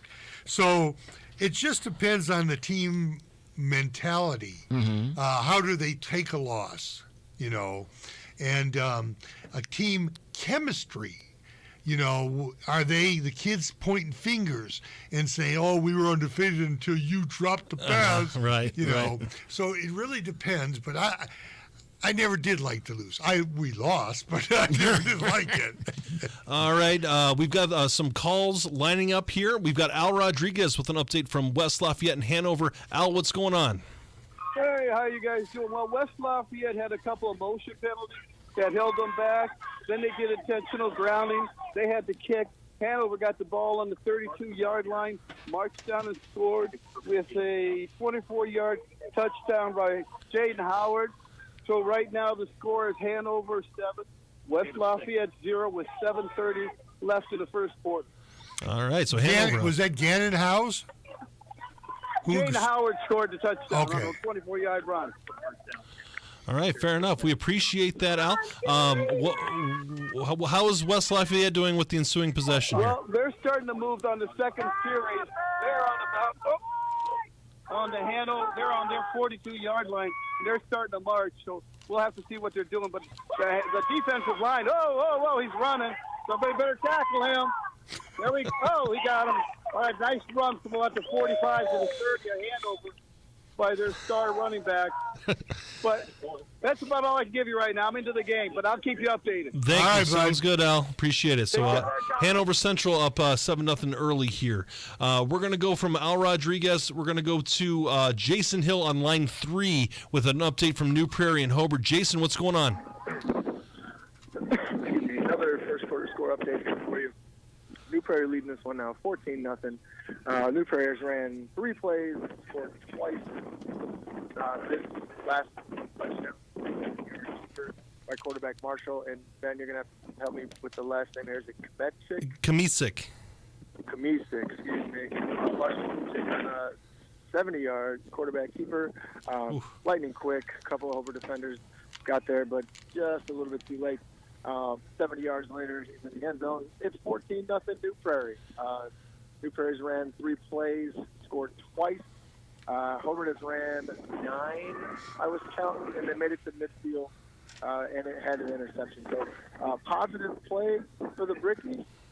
They were able to get the ball in the midfield. Drive eventually stalled. Beautiful punt into the wind for Hobart, pinning New Prairie inside their 20. Unfortunately, though, shot themselves in the foot on face mask, which moves the ball a little bit further out. Quarterback keeper from there. Here we are, 14-0, 7 minutes to go in the first quarter. New Prairie leading Hobart. All righty, thank you, Jason. Appreciate it. That's an update. That's Jason Hill from Hobart with New Prairie up 14-0. So a little bit of wind issues out there. You can hear it, but New Prairie picking up where they left off last week. And we've got one more call here online. We've got line 2, a name that people in Northwest Indiana may know is Mike Carey with the I Am Popcorn Company. And I know that Wayne's eyes just lit up here. Oh, yeah. Hi, we got Mike. What's up? It's I Am Popcorn 20. All the other popcorn places, 0. What's going on? All right. We got better flavor, better service. All right, you sure do. I agree.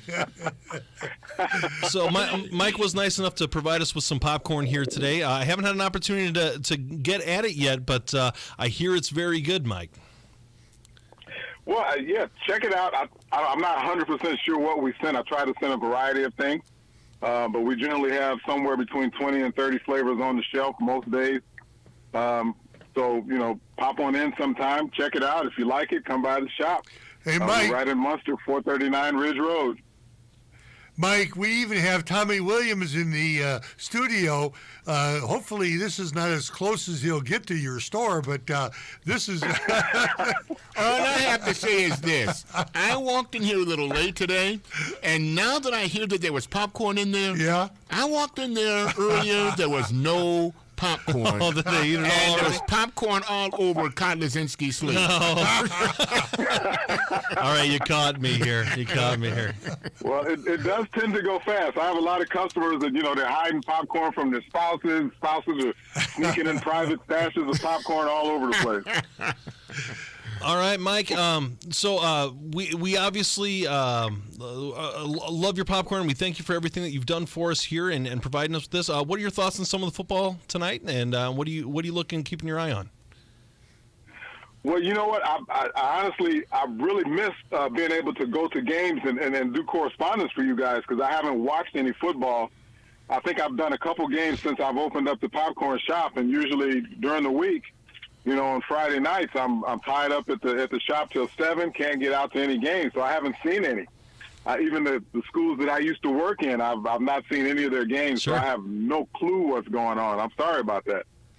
Well, that's all right. It's sectional championship, Mike, right now, and games are on the line. And, Hammond Central right now is down to Maryville, 7-0. So, and boy, Hammond Central's really played well. Oh, yeah. So that's a game I know. And that's what I've heard. I've heard that they were doing well this year, and Yes. I haven't had a chance to see a game or anything.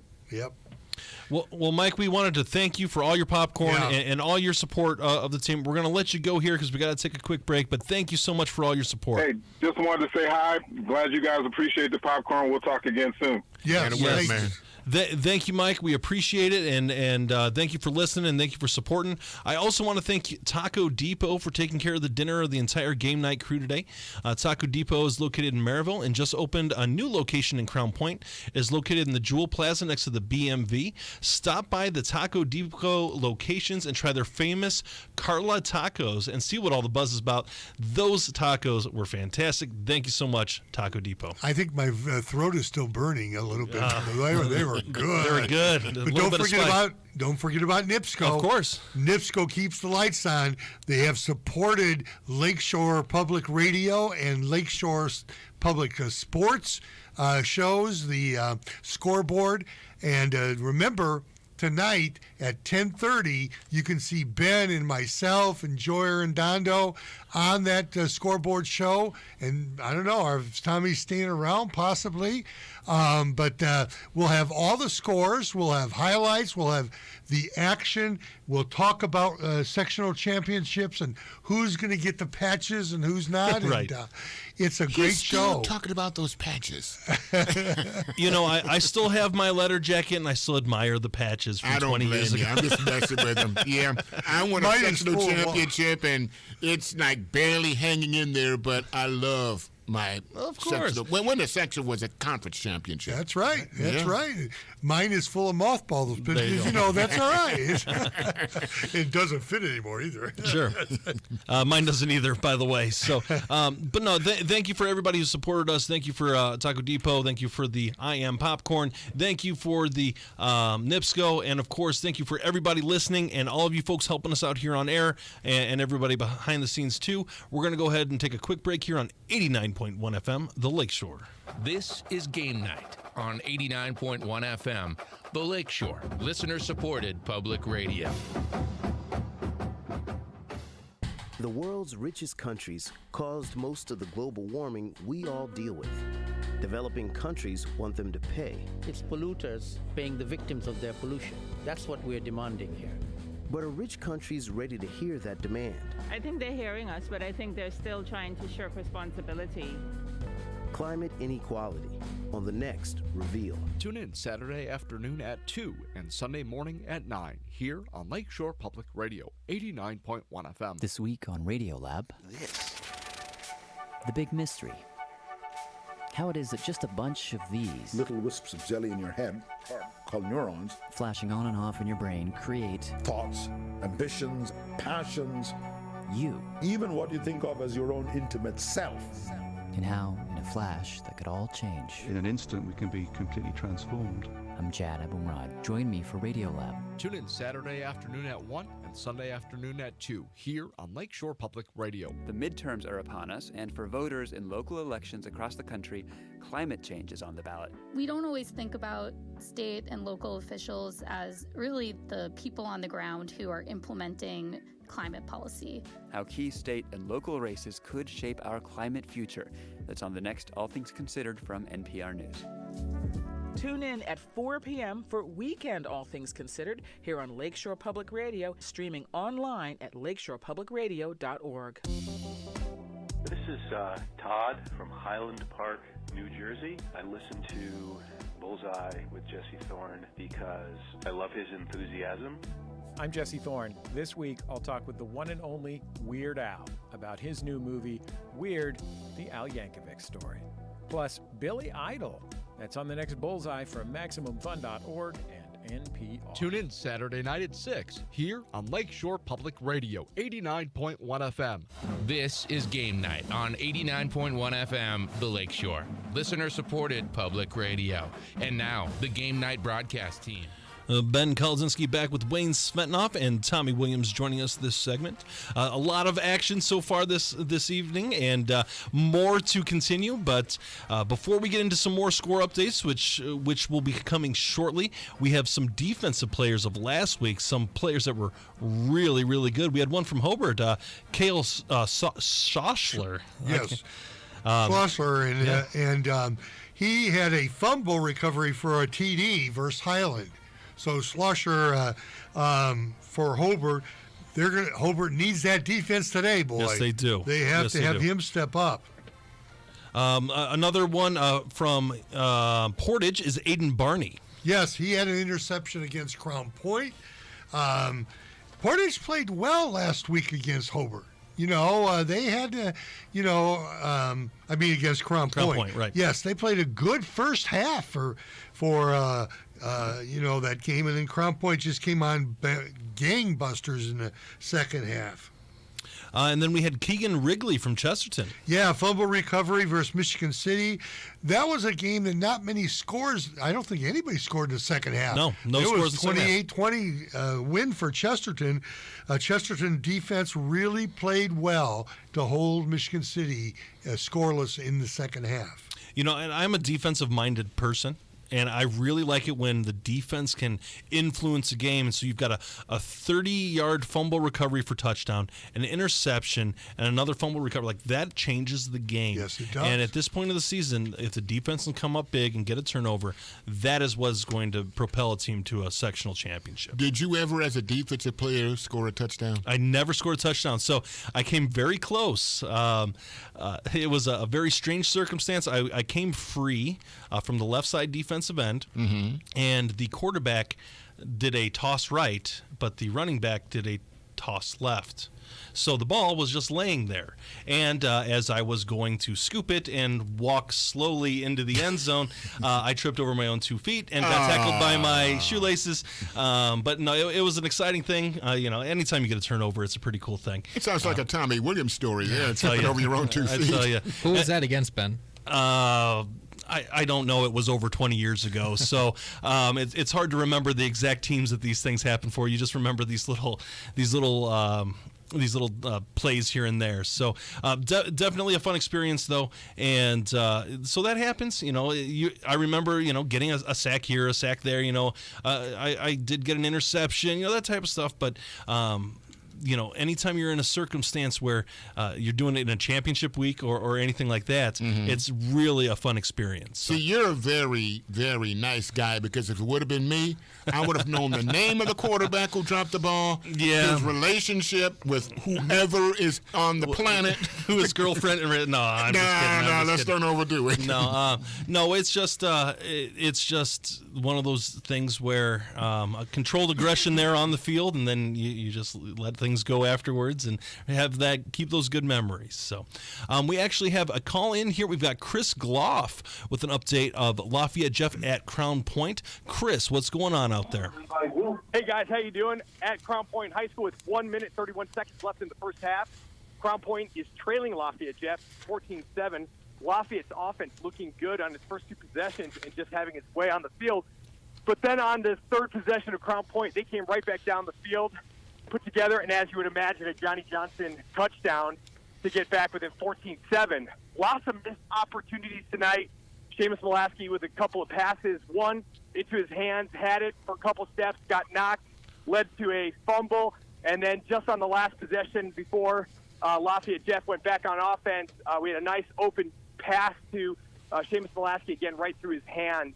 So a little bit of nerves playing in. It is definitely a playoff atmosphere out here, but we trail at the 1:20 mark before halftime, 14-7, Lafayette Jeff. During the pass, did the wind have any factor here as far as maybe the ball moving a little bit and the receiver not being able to snatch it? Not at all. I'm sitting on the field as we talk right now. There's a mild wind blowing out of the south, but Johnny Johnson is laying in some nice passes. I think it's nerves, and it's a team that as a whole, has not had playoff experience. They haven't won a sectional since 2015. So, they're out here, and there's a lot of expectation with an undefeated record on the line. They went into halftime 14-6 against Portage last week, and some of those similar things. I imagine Craig Ducey is going to get in the locker room here in about a minute, and he's going to calm some souls down. They're going to talk some adjustments. And as I'm saying that, I'm watching Lafayette with a pass across the middle for a mild game. On fourth down, they try to go for it in Bulldog territory on the 41-yard line and did not get it. So I imagine we'll get in that locker room, and Coach Buzz will have some words for his players. All right, Chris, thank you for all the updates here. So how much time is left, and where is the ball on the field with Crown Point? It's counting down at 28 seconds, ball on the 37-yard line of Crown Point. And because of a penalty, we are back at 4th and 10. Okay. And Lafayette has elected to go for it here. If you want me to stay, I can kind of walk you through this. Yeah, let's walk us through this play here. Yeah, they're getting them lined up here. There's a dead ball whistle here. We've got a timeout. Sorry. Okay. Timeout's going to go to Lafayette Jeff with 10 seconds left on the clock. Ball on the 37-yard line. I imagine they might try to draw something to get one shot in the end zone here before halftime. All right, Chris, how about this? If something spectacular happens before half or on the last play here, give us a call. If not, give us a call in the third quarter. Right back at you guys. All right, thank you, Chris. I appreciate it. Take care. All right, we're going to go from Chris Gloff to Jason Hill with an update on New Prairie versus Hobart. Jason, what's going on out there? Hey guys, second quarter score update here for you. 21-0 New Prairie. Looks to just be all over Hobart. That was a very nice drive for the Cougars. About 4.5, 5-minute drive, all on the ground between the quarterback and a couple of different backs out of the backfield.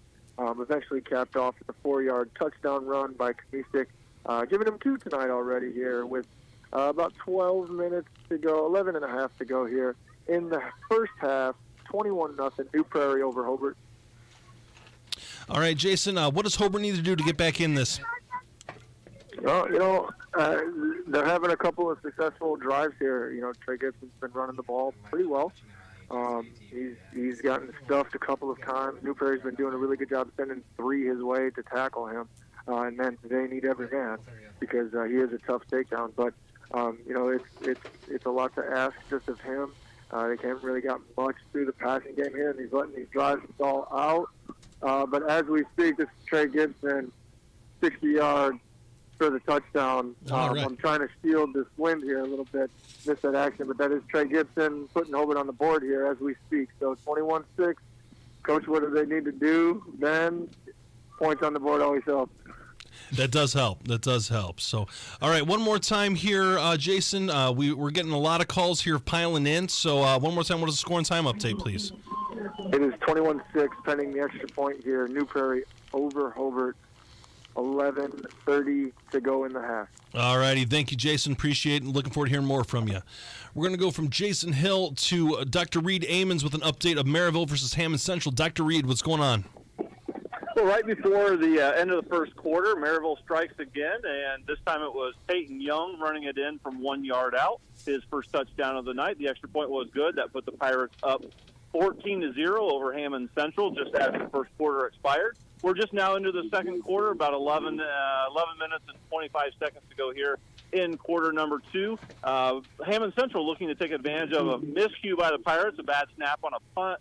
Allowed Hammond Central to take over in Maryville territory, about the 35-yard line. But right now, Hammond Central is facing a 3rd and long. It looks like they're going to be a little short on the conversion, but already trailing 14-0, Hammond Central is. 11 minutes to go here in quarter number 2. All right, Dr. Reed, we appreciate the update. Go ahead and give us a call as more action comes by. Sounds good, guys. All right, thank you, Dr. Reed. We will go to from Dr. Reed at Maryville to Al Rodriguez with an update of West Lafayette and Hanover. Al, what's going on? Apparently, we're not going to Al Rodriguez. We just lost him. We just lost Al Rodriguez. Hopefully not for long. We're going to move on then and go to Russell Broadacre with an update with Valpo and Chesterton. Russell, what's going on? Oh, yeah, gentlemen. The first quarter is just wrapping up here at the Chesterton-Valpo game. Right now, Valpo is up 14-0 against Chesterton. Been seeing a lot of great stuff out of their offense as far as Valpo is concerned. Their quarterback right now, Justin Clark, has ran for a couple times for a considerable gain, one equating to a touchdown. The second touchdown Valpo has gotten is from their running back, Thomas Berta. He ran that in 20-plus yards for the touchdown. Both after points were good. As far as Chesterton is concerned, their defense is pretty electric, minus those 2 touchdowns they've given up. On Valpo's first possession, they ended up having an interception to number 12, Ethan Troy, who's playing both sides of the ball. He's doing a really great job with that, and I'm really excited to see what he does for the rest of the game. So, Russell, I heard some rumors that there were some injuries on the Chesterton offense. What have you seen? I haven't really seen much of that, but I also have heard a couple talks about that throughout the stand. There's some sickness going around, so I know they're battling that. But in all honesty, Chesterton, if they can just get their passes more consistent and run downfield, I think they'll be all right. They're still very much into this game right now. Russell, who's playing quarterback for Chesterton? Is that McCormick or is it Boswell? Boswell right now, and his passes are, like I said earlier, a little inconsistent, but he is finding his open receivers, just coming about throwing to the numbers, and I think he'll be able to pick that back up. I'm excited to see him do it. By the way, a quickie question for you, and I'm not sure if you saw the last time these two teams played, but I want to say Valpo outrushed Chesterton something like 300-something yards to about 200. I mean, is that what's happening again tonight? That's a great point, Tommy. It kind of is. Valpo has a very solid rush game. They're opening up huge holes in the middle, and they're able to capitalize that like they're running downhill.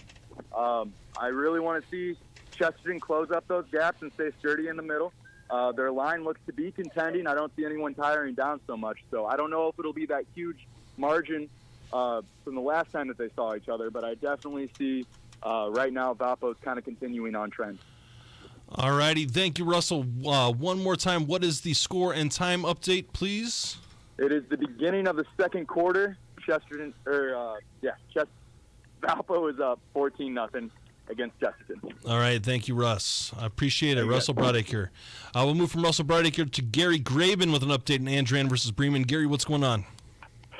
There's not too many details here. Our source is not providing a lot, but I do have a score from Bremen. It is 21-13 Andran late in the first half. So not a lot of details there, but Andran is leading. You said 21-13? 21-13. So Bremen, we've talked about when you're the dog, you need to find a way to hang in, and Bremen is hanging in here in the first half. So, yeah, it seems like a good start for Andrean. It's still pretty early in the game, but they have 3 scores up, but they have given up 2. But definitely a good start here for the Andrean 59ers. Yes, and again, we'll try to get some more details for you for the next update. I appreciate that, Gary. Thank you much. And so that was a very action-packed segment here. We are going to go ahead and take a quick break and come back with a scoreboard update on 89.1 FM, The Lakeshore. This is Game Night on 89.1 FM, The Lakeshore, listener-supported public radio. But maybe at stake, this election in state high courts, Saudi Arabia cracks down on dissidents, and Alfred Yankovic has a new approach in his new biopic about how he became Weird Al. I just thought, if I ever do my own biopic, I'm just going to throw facts out the window. All that in the latest news Saturday on Weekend Edition from NPR News. Tune in at 7 a.m. for Weekend Edition here on Lakeshore Public Radio, 89.1 FM. When people think of Christine Baranski, they think of sophistication, and that's no accident. When I got to Juilliard, I kind of sounded like a girl from the Midwest with a very nasal voice. I hardly sounded like this. The Good Fight actor on her rise to the top of the call sheet. Next time on It's Been a Minute from NPR. Tune in Saturday morning at 9 and Sunday afternoon at 3 here on Lakeshore Public Radio, 89.1 FM. Did someone ever say to you, hey, you look just like so-and-so? Isn't that fun? But what if the person you look just like just got in a world of trouble? On the next Snap Judgment, the League of Impersonators. Snap Judgment. Do not miss it. Saturday at 11 and Sunday at noon here on Lakeshore Public Radio, 89.1 FM. All right, business time. Time for you to learn a little bit. Anybody that's going to be a real pilot needs to know this. It's an emergency drill. Basically, I'm going to cut the power. It's like putting your car into neutral going downhill. Join us for more true stories told live. This week, adventure stories, fear of flying, summer camp shenanigans, and an Italian stallion. That's the Moth Radio Hour from PRX. Tune in Saturday at noon and Sunday at 1 here on Lakeshore Public Radio, 89.1 FM. This is Game Night on 89.1 FM, The Lakeshore, listener-supported public radio. And now, the Game Night broadcast team. Ben Kolzinski and Wayne Sventnoff back with Lakeshore Game Night here. And we're going to kick it off and go right to Al Rodriguez with an update of West Lafayette versus Hanover Central. Al, what's going on out there? Hey, how are you guys doing? Well, it was getting kind of depressing over here because West Lafayette has scored twice. They missed a point after, but Hanover's defense stiffened up. They got the ball. They scored on a 52-yard pass from Coons to Howe. So Hanover leads 14-13 with 10 minutes left in. In the second quarter. So West Lafayette just ran a big pass, almost to pass to a 50-yard line almost. Okay, so West Lafayette is marching a little bit here. They're moving the ball well against Hanover. It seems like there's been a lack of defense and a whole lot of offense, Al. Is that what you're seeing? Well, right now, that kid from West Lafayette, I have to pull out my cheat sheet so I can give him the thing. This Mullis, the quarterback, he's a running, he's a throwing, he's doing everything for the team. He's a triple threat. I don't know what the third one is, but running and passing is pretty good. He can sing and he can dance too, so he's quadruple threat. Karaoke time. Okay. Right. Anyways, but right now it's 14-13. They threw an incomplete pass, but they're on their 40-yard line. And they're marching, so I'll keep you up to date what's going on. But it's getting a little more exciting now. That sounds good, Al. You've got a fun one on your hands. Looking forward to hearing more from you as this game goes on. Oh, get him, take him. There you go. Thank you. All right, thank you. That's Al Rodriguez. Stream of Consciousness, one of the more entertaining folks here in the biz. We're going to go ahead and do a scoreboard update here with Steve Schmidt. And now, your Game Night scoreboard update. Well, what's up, Lakeshore Game Night? Steve Schmidt here. Lots of entertainment here so far in sectional championship week, so let's see what's going on. Starting off 6A Sectional 1, Lafayette Jeff at Crown Point. This game is at the half. Lafayette Jeff has a 14-7 lead. J.J. Johnson had a 4-yard touchdown run for the Bulldogs. 5A Sectional 9, Maryville at Hammond Central. Maryville has a 14-0 lead at the end of the first quarter. Jalen Thomas had a 45-yard touchdown pass to Justin Marshall, and Peyton Young with a 1-yard touchdown run. Valpo at Chesterton, first quarter. Valpo has a 14-0 lead. Justin Clark, a 6-yard touchdown run. Thomas Berta, 42-yard touchdown run. 4A Sectional 17, New Prairie at Hobart. Second quarter, New Prairie has a 21-7 lead. The scores for the New Prairie Cougars are Noah Mungio with a 21-yard touchdown run, then Marshall Kamichak with 2 touchdowns of his own. The Hobart score was a 61-yard touchdown run by Trey Gibson. 3A Sectional 25, you just heard this one from Al for West Lafayette at Hanover Central. Second quarter, Hanover has a 14-13 lead. They got the scoring started on a 23-yard touchdown run by Jaden Howard. 2A Sectional 33, Andrean at Bremen. Second quarter of action there, Andrean has a 21-13 lead. 1A Sectional 41, Culver at North Judson. This game is at the half, and North Judson has a 40-0 lead. And the final one here, 1A Sectional 43, West Central at Carroll. Third quarter, Carroll has a 39-0 lead. Ben and Wayne, back to you. All right, thank you, Steve. Ben Golzinski back with Wayne Sventnoff, and we're going to head over to Reed Amons with an update from Hammond Central and Maryville. Reed, what's going on? Well, Hammond Central was able to take advantage of that short field position that they had after the miscue on the Maryville punt, and they were also assisted by a pass interference call in the end zone. But the drive did culminate in a Woods reception, just 2 yards, a little play action pass, but found him open in the end zone just beyond the goal line. And then Hammond Central ran a 2-point conversion, a fake extra point that resulted in Woods running it in. 2-point conversion. That brings Hammond Central within striking distance. Maryville on top 8. A strange bit of information out here. All 3 touchdowns of the game have been scored going into the wind. And so on all 3 kickoffs for the game so far have been onside kicks attempts by both teams. So Maryville then gets the ball in excellent field position right around the 50-yard line. They're already inside the Hammond Central 40. There's 6 minutes and 10 seconds to go here in quarter number 2. Maryville's on top 14-8, and Maryville's pushing it inside the 30-yard line as we speak. So, Reed, did you say that there were multiple onside kicks here in the second quarter? So far, 2 by Maryville in the first quarter after each of their touchdowns, and then Hammond Central did an onside kick. The wind is so strong kicking into it. Neither team has a kicker that could get it to the end zone or even close to the end zone in this wind. And so both teams have just either tried to squib it or onside kick it, and it has not even made it past the second line of kickoff return members. So it's been essentially 10 to 15-yard kickoffs so far here every time the teams had to kick off because they've been kicking into the wind. Interesting. So there's been quite a bit of action here, a little bit of unique circumstances, wind playing a factor.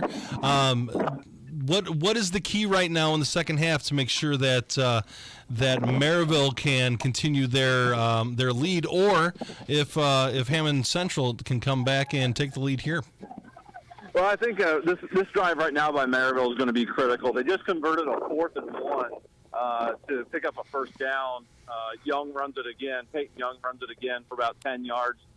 Gets down inside the Hammond Central 27-yard line. But I think this drive is critical because if Hammond Central can get the ball back and go back and score and maybe tie things up or even take the lead before half, that'd be a tremendous boost to their self-confidence, team confidence. But if Maryville here can get ahead 2 touchdowns, maybe even pick up another one before the half and put some distance, I think that would be demoralizing for the Wolves. All right, one more time, Reed. What is the score and time update, please? Yeah, we have Maryville leading Hammond Central right now, 14-8. There's 4.5 minutes to go here in quarter number 2, and Maryville's inside the 25-yard line. Justin Marshall's actually running it down inside the 5, and it looks like he is going to be just shy of the goal line. so we're looking for a possible another Maryville score. But Maryville's up 14-8 currently. 4:21 to go here in quarter number 2. Maryville threatening to score. All right, thank you, Dr. Reed. Give us an update when you get a shot here. Sounds good, guys. All right, thank you. We'll move from Dr. Reed Amos to Jason Hill with an update of New Prairie versus Hobart. Jason, what's going on? Hey guys, second quarter score update here. New Prairie extends their lead 28-7 over Hobart. It was Noah Mungia with a 53-yard touchdown run. Both teams for the last few minutes of this quarter have just been exchanging field position right around midfield on a kickoff and then a couple of punts. The Hobart defense actually stepping up and making New Prairie punt for the first time tonight. And the punt into the wind here, not holding up so well. Like I said, they've both been exchanging field position right about midfield. And it was Noah Mungia for the New Prairie Cougars taking it 53 yards to extend the lead with about 6 minutes to go in the half. It is New Prairie 28, Hobart 7. Jason, what do you think Hobart needs to do to stem this tide to make sure that they can weather this storm and get to halftime? You need points on this drive. You cut it to 14, and you had a good defensive stop, and then you allowed New Prairie to score again. So you definitely need points here. You don't want to go into the half down 21. If you can get it to 14, that would be fantastic. Any closer than that would be outstanding. But you need points here because under about 5 minutes here, you don't know if you're going to get the ball back this half. So you need this drive that you're about to start to be very productive. All right, thank you. Jason, one more time, what is that scoring time update, please? 28-7, 5:30 to go in the first half. New Prairie over Hobart. All right, thank you, Jason. We appreciate your updates. So, New Prairie out to a big lead early. While I have been impressed with New Prairie throughout this year, I did not expect a 28-7 lead for them to jump out to this early. Coach, what would you do if you were trying to get your team back into this game? Well, I agree with Jason. I think that you need to score right here. You need to cut it to 14 and then, go into the half and make some adjustments. But it's essential they don't get any further. I mean, if it becomes 35-7, now you're really scrambling. That doesn't mean Hobart can't do it. Right. It's just the fact that the momentum is with New Prairie. Got a question. Could you cut my mic on, man? I know you don't like me, but could you cut my mic on, please? No. Question for the both of you. Obviously, Ben, you're not used to being in a locker room in which you're trailing at the half, and obviously, Coach, you don't trail that often when you're in the half. But let's say that situation comes up, and you're in the same situation that Hobart is in, and we've had a couple of guys call in and say somebody's going to really light up their team when they get in the locker room. Coach, you first, and then Ben, you second. Do you go off on the kids, or do you stay calm, or do you order a new paint job for the locker room? All of the above. I think take my clipboard and slam it on the floor. No, you can't do that. I mean, the kids are trying. It's not like they're intentionally making mistakes. Yeah. Yeah, the focus might be off a little bit. Well, wouldn't that help? I'm sorry? Wouldn't it help to get on them? Because there's a lot of ways to help. I've had situations where we have been down in the half, and maybe a certain player who's a leader is not playing up to his ability, and I might, subtly say at the halftime, that we need a little bit of a jolt. So, Tommy, maybe you can sit next to me. Wait a minute, how did Tommy get involved in this? Maybe you could sit next to me. Uh-huh. Oh, okay, but you would not go off on him. No, when I was younger, yes. Mm-hmm. I would raise my voice. Okay, mm-hmm. But as you coach and you get used to it, and you used to the pressure and stuff, you got to understand a little bit. I think all coaches may raise their voice when they're down, sure. Especially if their kids are playing very poorly. Mm-hmm. You need to wake them up a little bit. But, just to do that consistently, and there's been coaches that have, Bob Knight was a perfect example, but and it worked for him. Oh boy! But I just never was. I was such a nice guy. Yeah, clearly. I got to come to Ben here. Do you believe what he's saying? You know what? I've known Wayne for about 17 years now, so he's always been very kind to me, so that's all I can go for. So when it comes to motivating me as a player, we had a lot of those yellers, some that were particularly skilled at yelling. That didn't motivate me. It just made me go, meh. Really? Yeah. Never moved you? No, never moved my peg at all, or never moved my needle, whatever you want to call it. The bottom line is I responded more to what do we need to do, what am I doing well, and what can I continue to do well. So I was as motivated as I could have been already. I wanted to win as much as I could. So no amount of yelling is going to put me in a position here to motivate me any further. So you wouldn't have responded well to James Caan tossing the Gatorade table over in the program, the movie? I've never seen it. Oh, you need to see it. All right, we're going to go ahead and we're going to move on to Gary Graven with an update of Andran versus Bremen. Gary, I was just going to come up with that.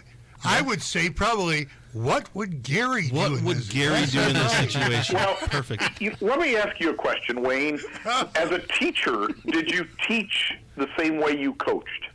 No. I would never, ever as a teacher yell at a student or anything like that.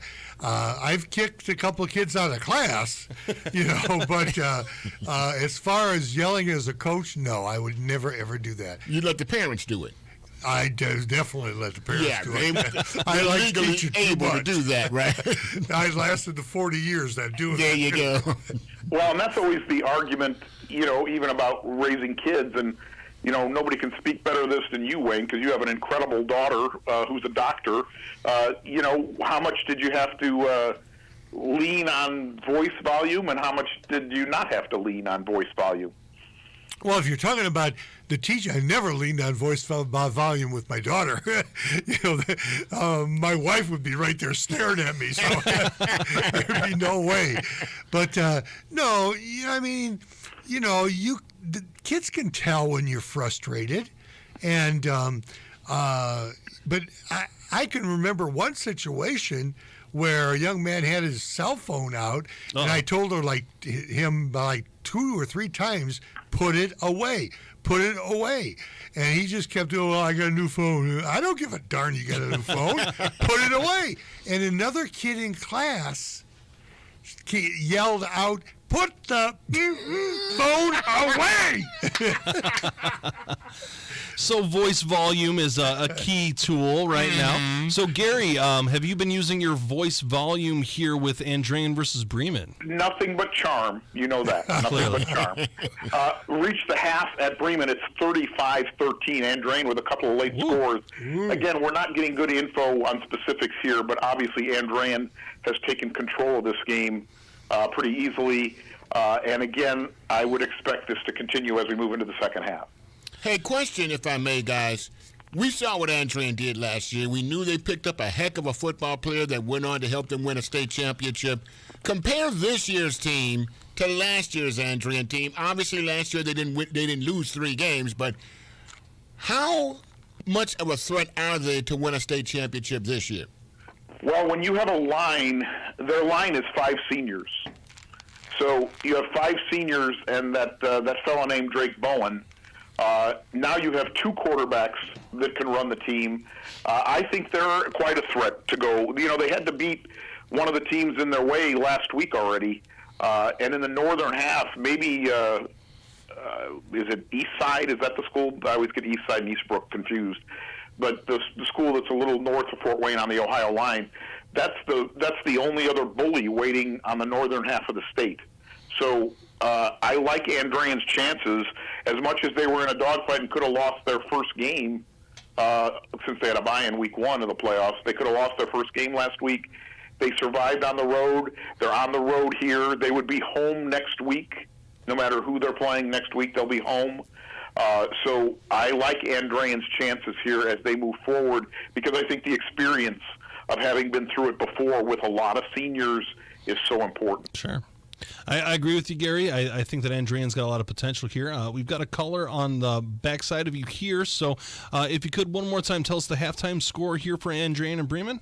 Again, 35-13 Andrean over Bremen at the half. All right, thanks, Gary. I appreciate it. We're gonna move on from Gary Graben to Jason Hill with an update on New Prairie versus Hobart. Jason, what's going on?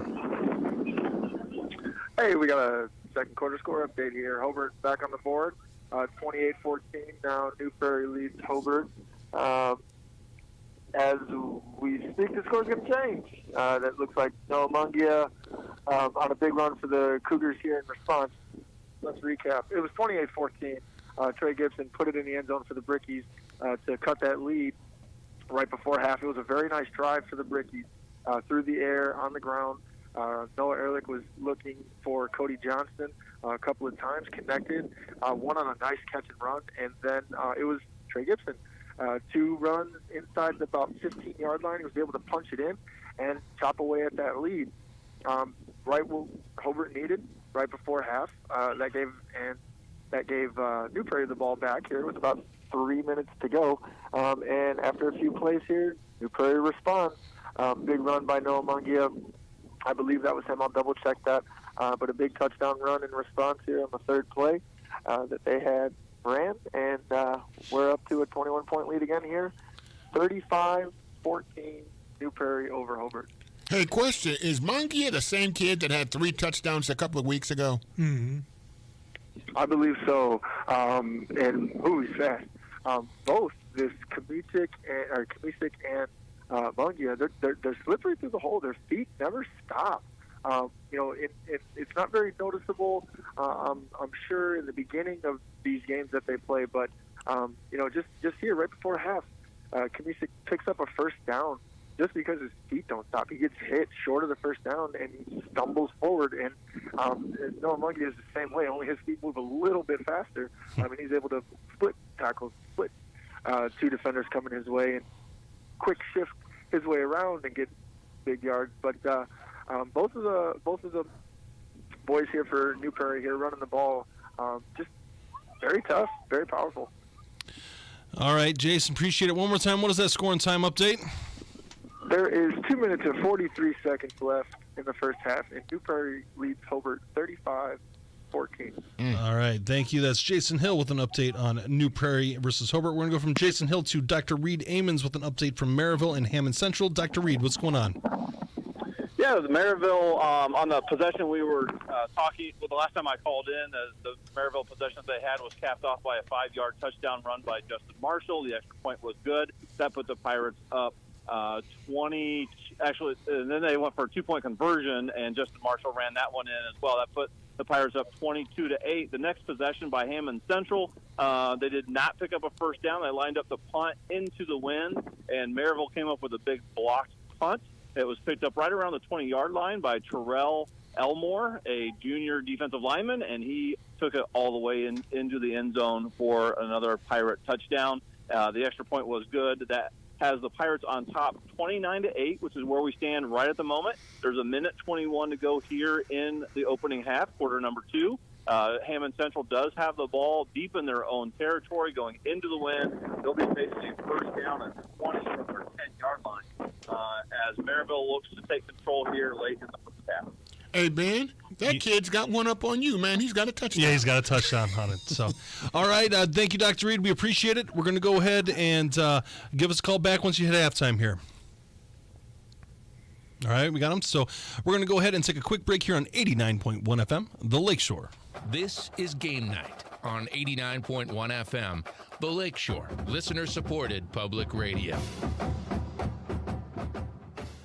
The world's richest countries caused most of the global warming we all deal with. Developing countries want them to pay. It's polluters paying the victims of their pollution. That's what we're demanding here. But are rich countries ready to hear that demand? I think they're hearing us, but I think they're still trying to shirk responsibility. Climate inequality on the next Reveal. Tune in Saturday afternoon at 2 and Sunday morning at 9 here on Lakeshore Public Radio, 89.1 FM. This week on Radiolab, the big mystery. how it is that just a bunch of these little wisps of jelly in your head, called neurons, flashing on and off in your brain, create thoughts, ambitions, passions, you. Even what you think of as your own intimate self. And how, in a flash, that could all change. In an instant, we can be completely transformed. I'm Jad Abumrad. Join me for Radiolab. Tune in Saturday afternoon at 1 and Sunday afternoon at 2 here on Lakeshore Public Radio. The midterms are upon us, and for voters in local elections across the country, climate change is on the ballot. We don't always think about state and local officials as really the people on the ground who are implementing climate policy. How key state and local races could shape our climate future. That's on the next All Things Considered from NPR News. Tune in at 4 p.m. for Weekend All Things Considered here on Lakeshore Public Radio, streaming online at lakeshorepublicradio.org. This is Todd from Highland Park, New Jersey. I listen to Bullseye with Jesse Thorne because I love his enthusiasm. I'm Jesse Thorne. This week, I'll talk with the one and only Weird Al about his new movie, Weird, the Al Yankovic Story. Plus, Billy Idol. That's on the next Bullseye from MaximumFun.org and NPR. Tune in Saturday night at 6 here on Lakeshore Public Radio, 89.1 FM. This is listener-supported public radio in Northwest Indiana. 89.1 FM, Lakeshore Public Radio. WLPR FM Lowell. This is Game Night on 89.1 FM, The Lakeshore. Listener-supported public radio. And now, the Game Night broadcast team. Ben Kolodzinski back with you with Tommy Williams, Andrew Johnson, and Steve Schmidt. We are going through all the scores here in Northwest Indiana and making sure that we're giving you all the action. But before we get back to some of these calls, we're going to make a quick thank you to Taco Depot for taking care of dinner for the entire Game Night crew tonight. Taco Depot is located in Maryville and just opened a new location in Crown Point. It's located at the Jewel Plaza next to the BMV. Stop by one of the Taco Depot locations and try their famous Carla tacos and see what the buzz is all about. Absolutely delicious. As a matter of fact, on the subject of delicious, big thank you to Nipsco, because guess what? You can't eat Nipsco, but you can't eat without it. So enjoy. Tommy, that's why you're the best in the business. Oh my God, why did they let him back in? Anyway, go ahead, man. So no, Nipsco, thank you, of course, for everything you do for us as well. And so that tickled me, Tommy. Thank you. We're going to move on to, we're going to have Russell Broderick here with an update of Valpo versus Chesterton. Russell, what's going on out there? Oh, what's going on, guys? Tommy, I just want to say you're electric, man. All right, it's good to have you back. I've heard things worse, but thank you. So right now we had a scoreless second quarter. It's still 14-0 over here at the Valpo-Chesterton game. Valpo is leading Chesterton. Saw a lot of cool things over on that second quarter, though. It's really just a battle of wits at this point. I'm seeing Boswell had his second interception of the night to number 37 for Valpo. Valpo quickly ended up throwing out a long ball out the red zone, but between penalties and then a strong defensive front from Chesterton on a 4th and long, they ended up throwing that ball out to the getting it to the 1-yard line, giving it over to Chesterton, and then nothing really came from that one. So it's a battle of the defenses. I'm seeing a lot of positivity out of Valpo's running game. They're averaging about between 4 to 6 per run with those random long runs they're sprinkled in. So that's really exciting to see. The crowd gets up for that one for sure. How is Chesterton's rushing offense looking so far today? A lot of it gets stopped at the line of scrimmage, and then a couple for negative. But they're able to basically break to the outside, mostly on their strong side. Once they break to that strong side, they're averaging about 3 to 6 yards. They put it together a couple times. They're getting a few first downs in there, but I'm seeing them punt quite a bit. All righty. I appreciate the update here, Russell. We got a call behind you. One more time, what is the score and time update, please? All right, it is just the end of the first half. It is 14-0 Valpo over Chesterton. Thank you. I appreciate the update. Give us a call when the third quarter starts moving. That was Russell Broderick here with an update from Valpo versus Chesterton. We're going to move on to Al Rodriguez with an update of West Lafayette versus Hanover. Al, what's going on? Hey, we've got a halftime score here first. West Lafayette 23, Hanover 14. Boy, this is one of those games that West Lafayette is moving Hanover around the field. I mean, their players are huge. Their quarterback is a stud of a – I mean, he can run and throw all over the place. And it's just trying to hold them. I don't know if Hanover can contain them in the second half. All we can do is hope and pray on the Hanover side, but that West Lafayette team is explosive. So what does Hanover need to do to get back into this game? Well, they had a chance when they were marching downfield, but then they fumbled on the 10-yard line, and then West Lafayette marched down the field and kicked a field goal. But Hanover has got to control the ball better and stop being offside. They're getting jumpy. I think when you fall behind, your adrenaline gets pumped up too high, and they're playing above their talent. Hey, but I think Hanover – go ahead. Okay, well, let me throw this at you, because Hanover Central's had this thing about blowing out teams in the first half. Second half, we just go through the motions. How much of a problem will that be as far as the comeback is concerned going into the second half of this one? Well, we're going to find out in a few minutes, because in the second half, they've always been playing their JVs. So we're going to find out how stiff their spine can be, because I'm going to tell you, West Lafayette's a very powerful team from what I see. I mean, their quarterback is strong. They run great. And like I said, we're going to have to see in the second half if Hanover can come back, if they can stiff it up, if they can make adjustments. As you notice, I'll start every sentence with if. So we're going to find out. Al, what's the body language of Hanover been mostly throughout, especially in the second quarter? Right now, they don't look beat, but they look frustrated. Okay, West Lafayette looks strong. They're pumped up on their end of the field. But to me, they just look frustrated. Hanover looks frustrated right now. So let's see what the second half brings. Hopefully better, but like I said, West Lafayette looks strong. All righty, Al, thank you one more time. What is the halftime score there in Hanover Central? Hanover, the halftime score between Hanover and West Lafayette 23, Hanover 14. All right, thank you, Al. We appreciate the update. Give us a call when third quarter starts moving. Take care.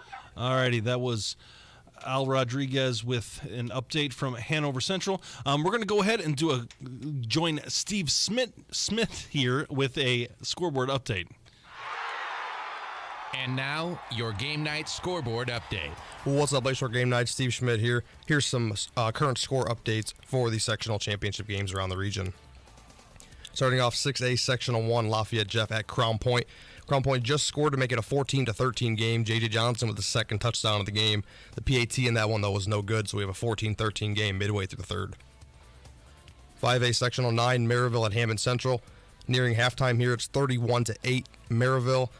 Jalen Thomas got the scoring started on a 45-yard touchdown pass to Justin Marshall back in the first quarter, and their last score was a Terrell Elmore block punt and returned it for 14 yards.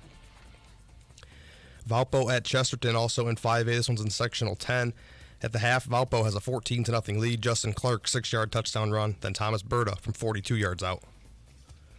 4A Sectional 17, New Prairie at Hobart. This one's been all New Prairie tonight, 35-14 in the second quarter. Noah Mungio with 3 touchdowns on the night for the Cougars. 3A Sectional 25, you just heard this one from Al at the half. It's 23-14 West Lafayette. Jaden Howard got the scoring started for the Wildcats on a 23-yard touchdown run. Dawson Martin with 2 touchdowns on the ground for the Red Devils. 2A Sectional 33, Andrean at Bremen at the half. Andrean has a 35-13 lead. 1A Sectional 41, Culver at North Judson at the half. North Judson has a 40-0 lead. And 1A Sectional 43, West Central at Carroll. This game has gone final. Carroll takes down West Central 47-6. Ben and Tommy, back to you. All right, Steve. Steve's going to hang out here a little bit with us. Steve, I wanted to ask you a pretty broad question. What game is surprising you right now? I'm going to go with the Lafayette Jeff and Crown Point game, and not 2 weeks in a row. Or we probably wouldn't have thought 2 weeks in a row Crown Point would be a surprise. You know, how dominant they've been for the entire regular season and conference schedule. But, you know, we came into this one thinking Crown Point was going to be a heavy favorite over Lafayette Jeff. And right now, Lafayette Jeff with a 1-point lead midway through the third quarter. So that missed extra point is going to loom large potentially as this game goes forward. Now, we know that Crown Point's offensive line likes to pound on their opponents and kind of demoralize them and make them weak, or make their opponent weaker as the game goes on. I'm looking for Crown Point in this second half to be a bit of a have a bit of an advantage as fatigue sets in. Andrew, do you have a surprise so far this evening? I'm surprised by both the Crown Point game and also the Valpo-Chesterton game. I thought Chesterton would show a little bit more fight tonight, but also when you're missing your running back and you have a couple other injuries, it is hard to hang in a game against an opponent like Valpo, who is your biggest rival and is known for pounding the ball and wearing down the defense. Yeah, Chesterton really needs that rushing offense to survive offensively. Their defense is doing fine. They've held Valpo to 2 scores, but you need your offense to start pulling your weight there. And when you're missing people on that offense, the rumor was that their running back may be a little bit sick or whatever it ends up being. I'm not sure, injured. I'm not sure, but that he wasn't potentially going to be playing. Chesterton needs some sort of spark that they can come from the offensive side of the ball to put some pressure on Valpo to make sure they can keep the ball moving. Tommy, what are your thoughts on the night tonight? Well, so far, the most impressive team to me, with all due respect to Andrian, is Valparaiso, defensively. Sure. Because if you recall, and we talked about this earlier in the program, the last time Valpo played Chesterton, they picked up 350 yards rushing. Right. Now, they only won the game by single figures, but the bottom line is they won the game. And this looks like a football team that likes a rematch in the regionals against you-know-who. Yeah, they would be meeting up with Maryville. Exactly, and the last time the two teams played, which is the last time Valpo lost, obviously Maryville won. That's going to be one heck of a football game. I am a little shocked that Hanover Central is struggling, and they've got a tough job ahead of them because of what we mentioned earlier. You have not had a second half in which you've had to make a comeback. Now you have to, and you have to do that against one of the better teams in the state. It's going to be rough. It can be done, sure, but it's going to be rough. West Lafayette is a very talented team. There's a reason they're undefeated. This is going to be a very interesting circumstance because Hanover has not had to play more than 2 quarters with their starters. You know, these are young kids. They are in good shape, but there is something about game shape, which is a little bit different about playing that 3-4 quarter game.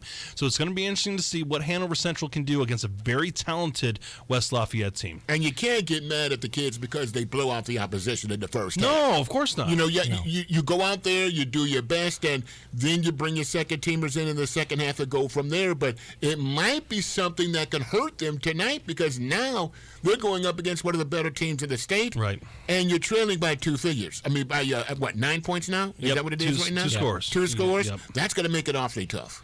It is. It is going to be awfully tough, but,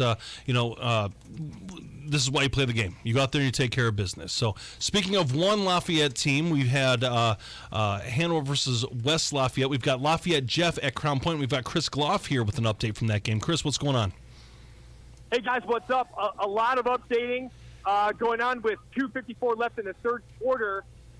Lafayette Jeff 21, CP 13. But what a crazy turn of events that have happened in the start of the second half. Crown Point eventually put a drive together, came down the field, and on a short Johnny Johnson run, they got a touchdown. As you can hear behind me, just another score I'll update you on here quickly.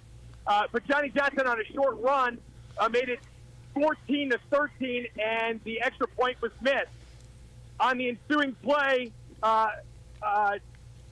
Lafayette Jeff, on their possession, got to a fourth down, punted the ball away, and Eli Taiwan fumbled the ball in the very first running play of that possession.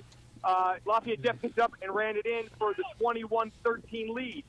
On the next kickoff to Eli Taiwan, he runs it back 65 yards, brings it down into Lafayette Jeff territory, and now just had a pass over the middle for a touchdown. It is 21-19. Crown Point is going for 2 as we speak. I'm watching the play here. Johnny Johnson snaps the ball. He keeps it for a flat pass option to 39 in the end zone. The game is tied at 21 with 2:48 left on the clock in the third quarter. tie game at Crown Point High School. Chris, excellent call. Thank you for that update. Question for you: What does Crown Point need to do to keep this momentum moving? Well, I think we're seeing it here a little bit. They had a couple of again mishaps, mishandles of the ball, and Johnny, they seem to be running a spy on the defense. Keep an eye on the Johnson run because he put up so many rushing yards against Portage last week, and so those running lanes aren't there. But at some point, Johnny kind of just turned it on and found some muscle and is going straight up the gut and kind of going up against their defense and getting a good enough push to get 5 yards, 4 yards, 6 yards. And that's giving us some confidence. And then when we finally got it into the end zone, more confidence. But then we missed the extra point. I looked down the sideline to see what the reaction of the team was. No panic. There was excitement that they were at 14-13.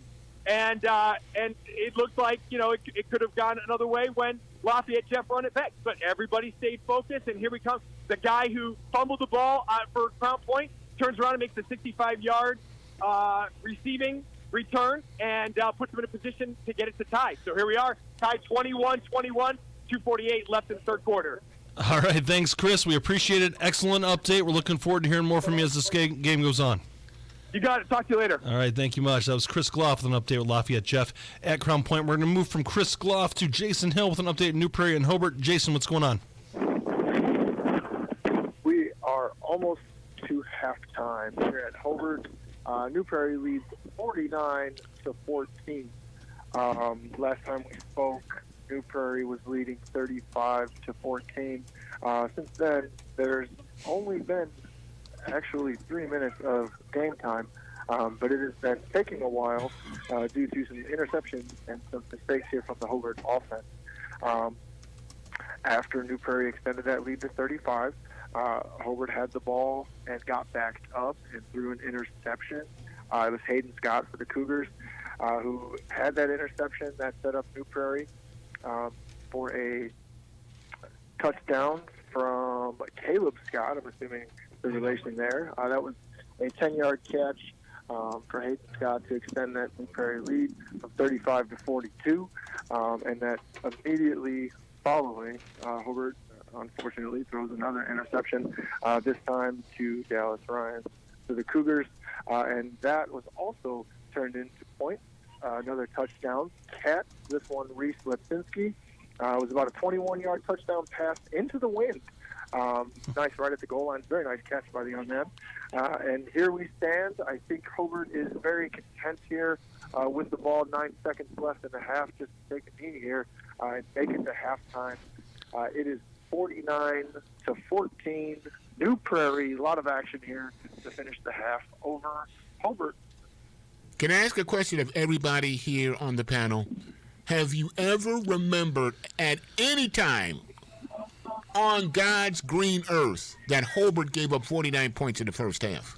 I have never seen it. I've never seen it. And I know that some of these folks that we have seen in the past, Jason, have you ever seen Hobart give up 49 points and a half? I went to Hobart. I played Hobart football for a little while. No, I have not. And there were some up and down years there after the success that Hobart had in the late 80s, early 90s. Sure. There were some up and down ones, but no, I have not. Yeah, this is a particularly impressive performance by New Prairie, and we'll have to see. Hobart is really well coached, and so is New Prairie, but Hobart's very well coached. I'm sure Coach Osika will have some motivation for him at halftime, and so that they can maybe get some momentum back and come back in this game. Now, I want to hear what Ben would say would be motivating enough to make up a 30-point deficit. Well, that's a toughie. Let's talk to Reed Amons first, and then we'll come back to that. So, Jason, one more time, what is that halftime score? We are 2 seconds away from half here in Hobart, down Howfield. New Prairie leads Hobart 49-14. Wow. All right, Jason, please give us a call in the third quarter. Right on. All right, thank you much. That was Jason Hill with an update with New Prairie and Hobart. We're going to go from Jason Hill to Dr. Reed Amons at Maryville versus Hammond Central. Dr. Reed, what's going on? Well, Maryville was able to capitalize on a couple Hammond Central mistakes here right before half. With just about 2 minutes to go before half, Hammond Central lined up to snap up for a punt. and the ball sailed over the punter's head out of the zone for a Maryville safety. On the ensuing possession off of the free kick, Maryville was not able to move the ball particularly well. They throw an interception with about 30 seconds to go, and then Hammond Central returns the favor. And they decide to run the ball once and then throw it on their second play. And kind of deep into their own territory. Philip Roche intercepts it, returns it down to the 10-yard line, and then a pass reception to Justin Marshall. He runs it in from once he receives it about 5 more to get into the end zone. His third touchdown of the night, 1 rushing, 2 receiving. The extra point was good. That has a halftime score for us here at Hammond Central. Hammond Central trailing Maryville 38-8 as our halftime score. 38-8. So definitely a circumstance that Maryville's firmly in control. What does Hammond Central need to do in the second half? They are going to receive the ball to start the second half, and they need to score. They need to score on that first possession. Certainly, if Maryville continues to score at the clip that they're going, they'll be into the 60s or 70s. So they need to get a score on their first possession, take some time off the clock, get this within a couple score game, and then they need to stop Maryville's offense, plain and simple. Dr. Reed, this may not be a fair question, but I'm going to throw it out anyway. If you want to throw it out, I don't blame you. But 1 year ago, you had a Maryville team that was awesome at quarterback, running back, wide receiver. You had a bunch of guys that got it done on defense. Now you have what you have this season, which isn't quite as good, in my opinion, as you were last year, but good enough to do some great things. Give me your gut reaction on this year's team, and is it one of those squads that you can really think that maybe they can make some big things happen this year? What I like about this team is that they do seem to be a little bit maybe more balanced. Lavarian Logan a year ago was a super big bulk of what they did, run the ball between the tackles. And then they did, they were certainly Angel was a good quarterback and was able to get the ball out. But I would say this team maybe does a little bit more 50-50 run and pass balance. We'll have to see. We've had a great fall as far as the weather goes, and as this tournament goes further and further, the likelihood that we continue to have good weather might make the Pirates a little bit more run dependent just in the play selection. Tonight they've been able to run the ball when they're going into the wind. They've been able to throw the ball with the wind. So they've had a nice balanced attack tonight. Really throughout the season, they've had a good balanced attack offensively. Defensively, I would say the defensive backs maybe aren't quite as strong as a year ago, but the front seven seem to do a little bit better job of getting some pressure on the ball. I mean, certainly we know Big Kenny, who's up at Michigan now, was kind of a one-man wrecking crew on that defensive front a year ago, but there's really some awfully good front seven guys this year for the Pirates, and certainly Philip Roche in the back. And some of those guys do a very nice job. Maybe does not have the star power as a year ago, but maybe as a group, maybe a little bit deeper. All righty, thank you, Dr. Reed. One more time, what is that halftime score for you? Yeah, we have Maryville on top of Hammond Central tonight, 38-8. It is halftime with about 10 minutes to go here before we kick off in the second half. All right, thanks, Dr. Reed. Looking forward to talking to you in the third quarter. Sounds good. Talk to you soon. Thank you much. That was Dr. Reed Amos, an update on Maryville and Hammond Central, 38-8. We're going to go ahead and take a quick break here on 89.1 FM, The Lakeshore. This is Game Night on 89.1 FM, The Lakeshore, listener-supported public radio. But maybe at stake, this election in state high courts, Saudi Arabia cracks down on dissidents, and Alfred Yankovic has a new approach in his new biopic about how he became Weird Al. I just thought, if I ever do my own biopic, I'm just going to throw facts out the window. All that in the latest news Saturday on Weekend Edition from NPR News. Tune in at 7 a.m. for Weekend Edition here on Lakeshore Public Radio, 89.1 FM. When people think of Christine Baranski, they think of sophistication, and that's no accident. When I got to Juilliard, I kind of sounded like a girl from the Midwest with a very nasal voice. I hardly sounded like this. The Good Fight actor on her rise to the top of the call sheet. Next time on It's Been a Minute from NPR. Tune in Saturday morning at 9 and Sunday afternoon at 3 here on Lakeshore Public Radio, 89.1 FM. Did someone ever say to you, hey, you look just like so-and-so? Isn't that fun? But what if the person you look just like just got in a world of trouble? On the next Snap Judgment, the League of Impersonators. Snap Judgment. Do not miss it. Saturday at 11 and Sunday at noon here on Lakeshore Public Radio, 89.1 FM. All right, business time. Time for you to learn a little bit. Anybody that's going to be a real pilot needs to know this. It's an emergency drill. Basically, I'm going to cut the power. It's like putting your car into neutral going downhill. Join us for more true stories told live. This week, adventure stories, fear of flying, summer camp shenanigans, and an Italian stallion. That's the Moth Radio Hour from PRX. Tune in Saturday at noon and Sunday at 1 here on Lakeshore Public Radio, 89.1 FM. This is Game Night on 89.1 FM, The Lakeshore. Listener-supported public radio. And now, the Game Night broadcast team. Ben Kolzinski back with Tommy Williams, Steve Schmidt, and Andrew Johnson here.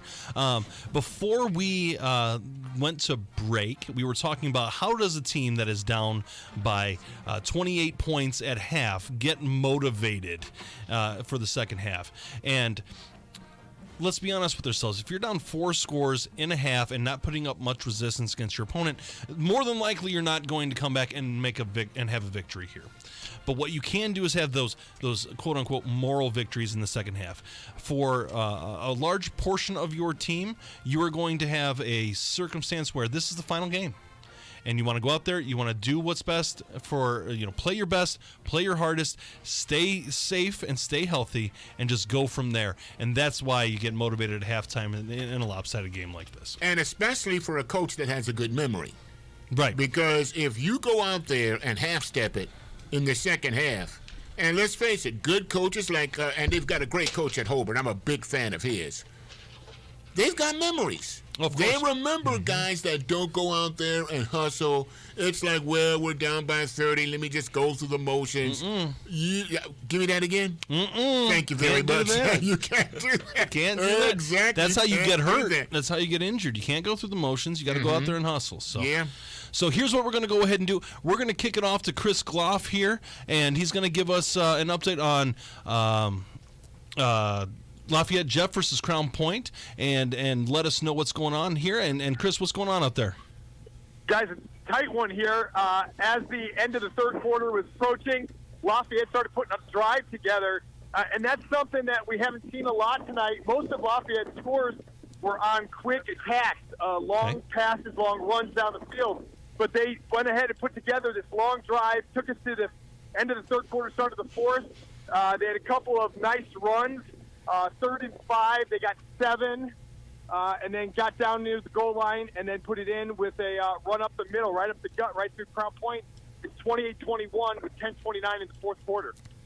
So Lafayette Jeff's starting to move the ball. So Crown Point needs to now come back and respond. Are they going to be able to do that on the ground or through the air? Well, I was just watching the coaching staff, and I kind of went around to the back and watched the defensive coaches talk to the defense. No panic yet. There's a lot of motivation. Coach Buzz yelling to the sideline, come on, you're here for a reason. Get it together. Ooh, big hit on the sideline right now on Gibbs. Wow, right on the sideline. Nice hit by Lafayette. But I heard Coach Buzz yelling at his troops and saying, hey, come on, you're here for a reason. I heard some of the defense going through some iPad breakdowns and saying, look, we're just missing some gaps here. Some guys got to step up, come forward. And that's what we're seeing. Like when I'm watching Lafayette, earlier in the game, they were going the outside. And here in the second half, they're kind of taking it right up the gut, almost like they spread out Crown Point in the first half, and in the second half, they're saying, okay, well, you better tighten up because we're going to run it right through your middle. And Crown Point's made an adjustment here and kind of is doing that on this drive. It is now 2nd and 10 for Crown Point. And we'll see if they can get a response here. 2nd and 9 for Crown Point with 9:44 in the fourth. And what was that score right now? 28-21 28-21 Lafayette Jeff. 28-21 Lafayette Jeff. We appreciate your update, Chris. We're looking forward to hearing more from you as this game continues. I'll keep you updated, guys. All right, thank you much. With that in mind, I personally am going to take a quick break here. Wayne Sventnoff's going to sit in my seat, but Steve, what are you seeing right now with this game? I know you gave us a statistic update here in our chat a few minutes back. How about you talk about that? About Lafayette Jeff's passing attack versus Crown Point's rushing attack, and Wayne and I will switch seats here, and I'll be back in a few minutes. Yeah, this was kind of toward the half, and at that point, Lafayette Jeff's passing game had given Crown Point trouble. Ethan Smith was 12 of 16 to start the first half with 127 yards and 2 touchdowns. On the other side of the ball, however, Crown Point's rushing attack was what was helping them out. They ran for 122 yards in the first half, 77 of which came from Eli Taiwan. And those were from courtesy of Noah Bortle on Twitter. And that right there tells us the consistency of the 6A class, Tommy, that we see week in and week out. Yeah, and I'll tell you what, I think the question thrown out by Ben, do you come back on them with the running game or the passing game? My answer to that, you come back at them with the quarterback game. J.J. Johnson. You let him lead you back because he's the guy that led to the tie game. So J.J.'s going to be my guy. That's the guy that's going to help me get back in this football game. You got to attack with whatever is working best for you right now. I mean, whatever your strength is right now, you just use that and you attack and don't let up. Yeah, go right at him. Anyway, that is Wayne Sventnoff. Boy, just like old times. Yes, we just need to change places. Exactly. There you go. But I'll tell you what, obviously, Lafayette Jeff has scouted Crown Point, and they have been taking JJ away a little bit. JJ hasn't had many passes, have they, Steve? Crown Point? That I'm not sure of. Okay, but I mean, that's Crown Point's strength is going behind JJ. Yeah. But when you get this far, Tommy, in the sectionals, championship, teams have tape on you. And that's what, right now is happening with Lafayette Jeff. So, but you still got to go with them, right? Sure. You still got to go with, you go with who you dance with. That's all you have. Yeah, that's your guy. That being said, so much to talk about football-wise. And by the way, I'm noticing your MVPs here. Yes. Awesome stuff. I'm looking forward to listening to that later in the show. Well, we'll get to that. But, I mean, right now, I'm surprised that Lafayette has led throughout this whole game, Andrew. 28-21. I thought this is now late in the third quarter, and I thought this is where Crown Point made their run last week when they were down to Portage.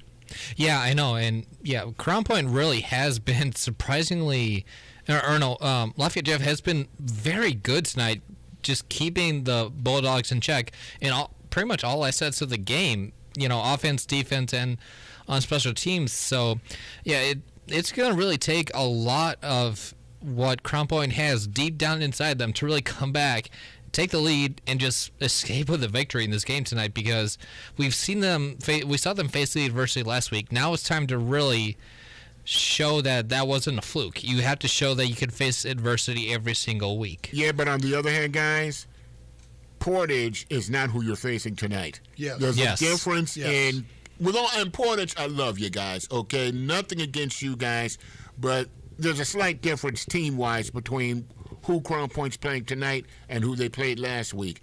A lot easier. I don't want to say it's easier to come back on Portage, and it was a great comeback. Don't get me wrong, but this is going to be a little tougher this week. It's going to be tougher. Also, you have to remember, Lafayette Jeff is signed their conference, whereas Portage is, so you have that familiarity where I guess you could say it is a little easy to come back on them because of the familiarity, whereas tonight it's somebody that you've never played before, so you don't have that familiarity at all. Yeah. And you're talking about Lafayette Jeff playing in a very tough conference in the middle of the state there, where they're playing good teams week in and week out, just like Crown Point is.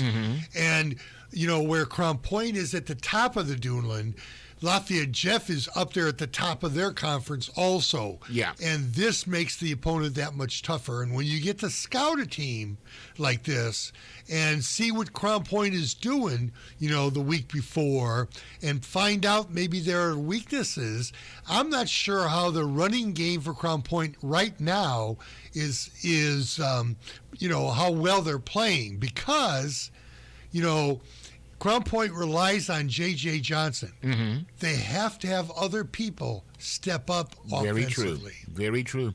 That being said, and I hate to go there because I'm a big Hobart fan, but your thoughts on Hobart and their situation right now? Well, we really knew that in this game tonight that New Prairie was outstanding. They had a legitimate shot to win state. And they prove that week after week after week. They've only lost one game. Yeah. And, so and they play in a good conference also, that one in South Bend. So I'm not real surprised that Hanover Central has, New Prairie has dominated this. But this is a situation where Hobart has the talent to come back, but boy, it's in the third quarter also, and they're going to have to do something very quickly here. And speaking of which, Hanover Central in the same situation, not as lopsided as Hobart, but Hanover Central in dire need of a comeback. And they're right now down by 6, 23-17 in the third quarter. I'm watching that game courtesy of IHSA TV, and as I've been peeking in on this game throughout the night, it's been a battle for them, but the Hanover defense has got to step up and make the key stops, because that's been the problem. They've been running the ball a lot. The West Lafayette has been running the ball a lot on them and getting huge chunk plays throughout the night. Yeah, and that's what they do best, is run the ball. All right, let's go to Gary Graben. He's online waiting to talk to us and give us an update of Andrean and Bremen. Gary, are you there? Well, Wayner, the specifics still aren't coming in from Bremen, but the score is. And at the start of the fourth quarter, it is Andrean 49, Bremen 13. Wow. So they have reached a running clock status there. Again, we're very bare on details on this game tonight, but as expected, this Andrean team has certainly asserted themselves. Bremen got off to a start with a couple of touchdowns in the first half, but has not been able to do anything offensively since. And meanwhile, the juggernaut that is Andrean keeps rolling right along. And let's talk about Andrean and the guys that are helping them get it done this year. Are they the same guys who did not graduate, obviously, who are with the team this year that are getting it done, or are we seeing some new faces helping out? Well, the biggest new face this year was Billy Henry having to fill in at quarterback for Scott Ballantyne. The line is basically all an experienced line, as we talked about earlier in the night. It's all seniors there. Drake Bowen, we know, has been Mr. Everything for Andrean. But really the biggest change was in week one when Ballantyne broke his collarbone, that Henry had to come in and actually make the jump right into the fire, because his first start was against Crown Point. And he did a great job as the season went on, holding the team together, keeping them in games. And just like Andrean always, they have a couple of losses during the season, but they use losses as teaching moments. And, again, they seem pretty primed here to start thinking about making a run. We'll see. Again, tonight they have this game in hand. They'll be playing the winner of Lafayette Central Catholic and Rochester, which would probably be Lafayette Central Catholic, and that game would be up here at Father Eckert Field at Andrean. That game did go final. Lafayette Central Catholic won. Okay, so we know that it's LCC at Andrean next week, and again, obviously, a couple of powerhouses here. LCC has had more success. They had more success in 1A and 2A. They've had a few bumps in the road, but they're still a powerhouse program. But I think Andrean, again, here on their own turf, will be a favorite next week in that game. By the way, I have to ask you this because I caught the early portion of the program, but I got here kind of late. Did you actually say on live radio that you dressed up like Wayne Svetnoff for Christmas? I really did. And, again, in my neighborhood, people appreciate scary things. Okay, on that note, thanks a lot, Gare, and call us back when something real happens. Yeah, well, that was real enough. Wayne, I'm sorry. All right, give us the time and score, Gary, and don't you love the way he changed the subject? Go ahead. You still there? No. Okay. Well, let's go to Chris Goff. He's at the Lafayette Jeff at Crown Point. Chris, how's the game going there? Well, guys, with 5:15 left in the fourth quarter, Crown Point are on their heels. They're going to have to put something together right now. On the last series of possession of Lafayette Jeff, they brought the ball down, got it to on the 41-yard line of Crown Point, had a 4th and 5, decided to go for it, and had a passing interference on a play that probably would have amounted to anything on a receiver at about the 10-yard line, and gave them a new set of fresh downs. Did not amount to a touchdown, but they were able to make a 47-yard field goal to take the lead 31-21 in favor of Lafayette Jeff. Crown Point now with the ball at 2nd and 10 after an incomplete pass from Johnson. He's getting ready to pass right now, dumps it off. It's another incomplete pass. It's going to be 3rd and 10 from the 20-yard line with 4:59 left in the game. Lafayette Jeff 31, Crown Point 21. How has JJ's passing been so far tonight? Because obviously you're going up against a pretty stiff wind. You know, that was asked a little bit earlier in the broadcast, and I'll be honest with you, here down on the field, it's not as windy as I think people are perceiving outside. There's a little bit of a gust coming out of the south. It's not a crazy gust, though, and I don't think it's really affected Johnny's pass. He's going here for a little longer pass. Let's see what he gets here. That was 3rd down. Looks like it's going to be 3rd.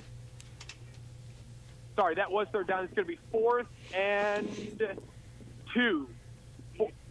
No, 4th and 1. And I'm certain that the Bulldogs are going to go with it down 10.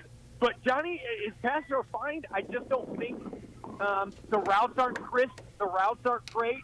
I've seen some incredible, exceptional defense from the secondary of Lafayette Jeff. There was a deep pass to Delich from Johnson, probably a 40-yard pass. Johnson put it in a nice place, but good Lord, this cornerback, number 31 from Lafayette Jeff, who's about 6'4", just jumped at the right time, reached up, and knocked the ball out of the way. It's just been good defensive effort here by Lafayette Jeff, and I think, for the first time this year, Crown Point is facing a formidable opponent from outside the region, and but they did get a first down here on 4th down. So there's still life here. 4:44, 31-21 Lafayette Jeff. Crown Point has 1st and 10 at the Crown Point 31-yard line. All right, thanks, Chris. Give us a call back when there's more action. Sounds good.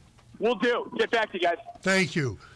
All right, this is the close. I mean, this could be a close game, but Crown Point needs to do something now. Yeah. Right now, right, Steve? Oh, yeah, they definitely do.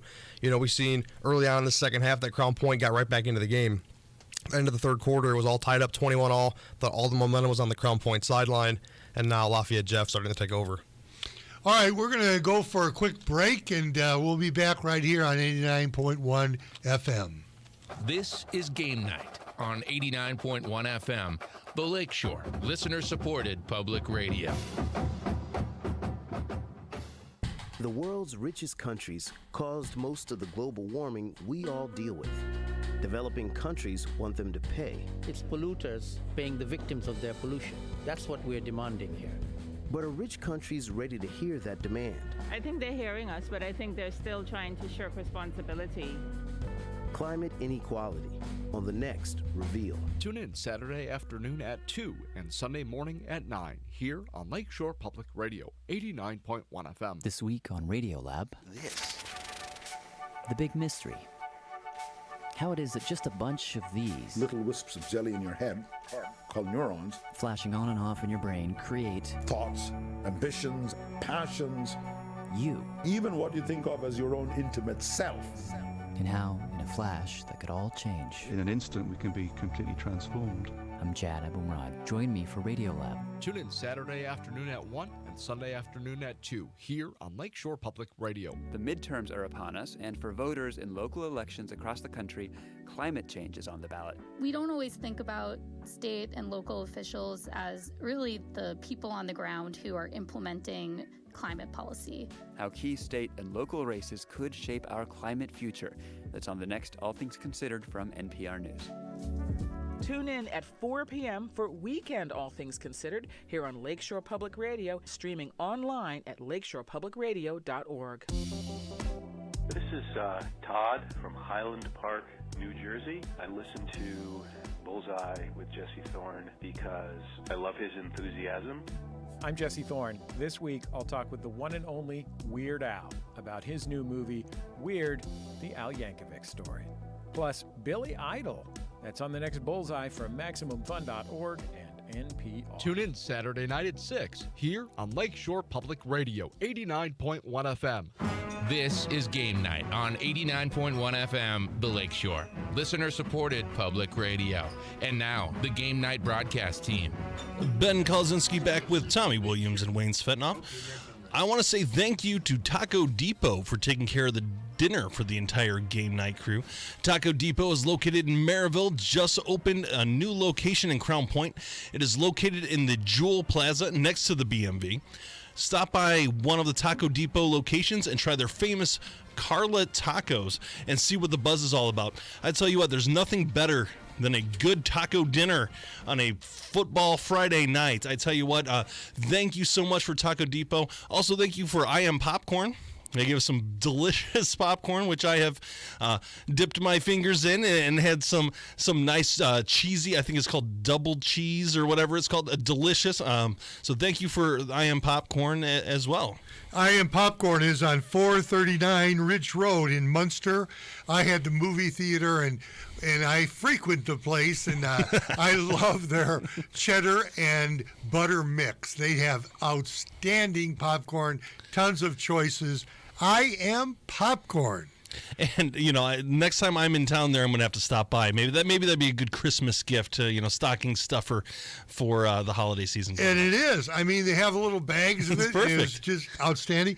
And it's it's a family-owned business. The Carey family owns that, and we love supporting people that do that. And don't forget about NIPSCO. Of course not, right? NIPSCO does a tremendous job of supporting Lakeshore Public Television, Lakeshore Radio. They are there for us all the time. They love the support. Scoreboard, which happens to go beyond tonight at 10:30. Ben and I and Joe Arredondo will give you the highlights of the games around the area. We'll talk about those games. We'll maybe even mention a couple of teams that move on to the regional. So that is Scoreboard tonight at 10:30. If you have Comcast, that is channel 56. If you have Dish, that is channel 17. So Scoreboard, and tonight, don't forget about the simulcast right here, where you can listen to us right here on 89.1 FM. Absolutely. We also stream worldwide on YouTube and on our Facebook page, so keep that in mind as well. And I would be remiss to say this is the way these games are fleshing out. This is more than likely going to be our last broadcast of the season for both the radio and the television show. A lot of the Northwest Indiana teams are falling, and they're also traveling. The ones that are winning are going to be traveling downstate, so that makes it much more difficult for us to cover. So keep in mind that this is more than likely going to be our last broadcast of the year, and we're hoping to make it a good one and end the season right. So with that being said, we're going to move on. We're going to talk to Chris Gloff with an update from Lafayette Jeff and Crown Point. Chris, what's going on? Hey, guys, I said that Crown Point, if they were going to get something going, they were going to have to do it right away, and that is exactly what they did. They took the ball straight down the field, basically on the backs of passes between Johnson and Dellis. They just started to find a rhythm. And 11-yard passes, 17-yard passes, 8-yard passes, and next thing we knew, we're in the end zone. Extra point was good. We have 31-28 Lafayette Jeff with 2:48. Crown Point just kicked off. There was some question as to whether they were going to go for an onside kick there. They elected to kick it straight away. And so Lafayette Jeff is about to start their possession on the 33rd yard line of Lafayette with 2:48 left to go. And I should also mention, you asked earlier about the wind and the effect on passes. Johnny Johnson was throwing those passes right in the wind. They were headed towards the south end zone. So they're headed right in that wind, and it had no effect on the passing game whatsoever. I just think something finally clicked, and the passing game got going, and Delich and Johnson. And I should also note that a lot of the momentum and the impetus of some of the scoring drives here were on the back of Johnson. There was one play in that possession where it was like an NFL play where the quarterback just scrambled and scrambled. Johnson must have scrambled for about 25 yards and got it down the field for a first down, 11-yard pass for a first down. So he's kind of putting his team on his shoulders right now and relying on what seems to be his favorite receiver right now at the moment, Delich. And it is second down and 9 in Lafayette Jeff with 2:41 left in the game, 31-28, Lafayette Jeff. So, Chris, you have an exciting one here. If Crown Point can hold on this defensive stand and get the ball back, you're going to have a shot here. So keep us up to speed on what happens next. I will, and if they get into a drive, I'll call in and give you play-by-play as the drive unfolds. I can't wait, Chris. Thank you so much. All right, guys, take care. All right. So Crown Point now in a position where if they can make a stop, they can get the ball back with, a little over a minute to go and have an opportunity to win this game. And apparently they've opened up the pass attack a little bit here, so they're going to have an opportunity to score quick. Yeah, and again, it's, J.J. Johnson's kind of taken over the game, and that's what he's supposed to do. He is their quarterback. He is their star, and him and Delich are a great combination here. And the Bulldogs are on the move, so, hey, this is anybody's game right now. Absolutely, and this is what dreams are made of, right? You have your star quarterback could potentially have the ball in his hands with an opportunity to tie or take the lead late in the game for a sectional championship. That's exactly what you want. That's what you practice all year for and train for to make sure that you are in position to win these games. Yeah, I agree, and well, I'll tell you, when I look down here at this now, Steve, do you have an update on that West Lafayette and Hanover score? Yeah, West Lafayette just scored a couple moments ago. It's 30-17 now in the third quarter. Wow. Yeah, that one's not turning into the way we thought it would. All right, so maybe we'll see how that continues to update as the game goes on. When it's getting pretty late in that one. But as of right now, we're going to go to Dr. Reed Amons with an update of Maryville and Hammond Central. Dr. Reed, what's going on? Hey, guys. Maryville just scored a touchdown here in the second half. That puts Maryville on top 45-8 with under 6 minutes to go here in quarter number 3.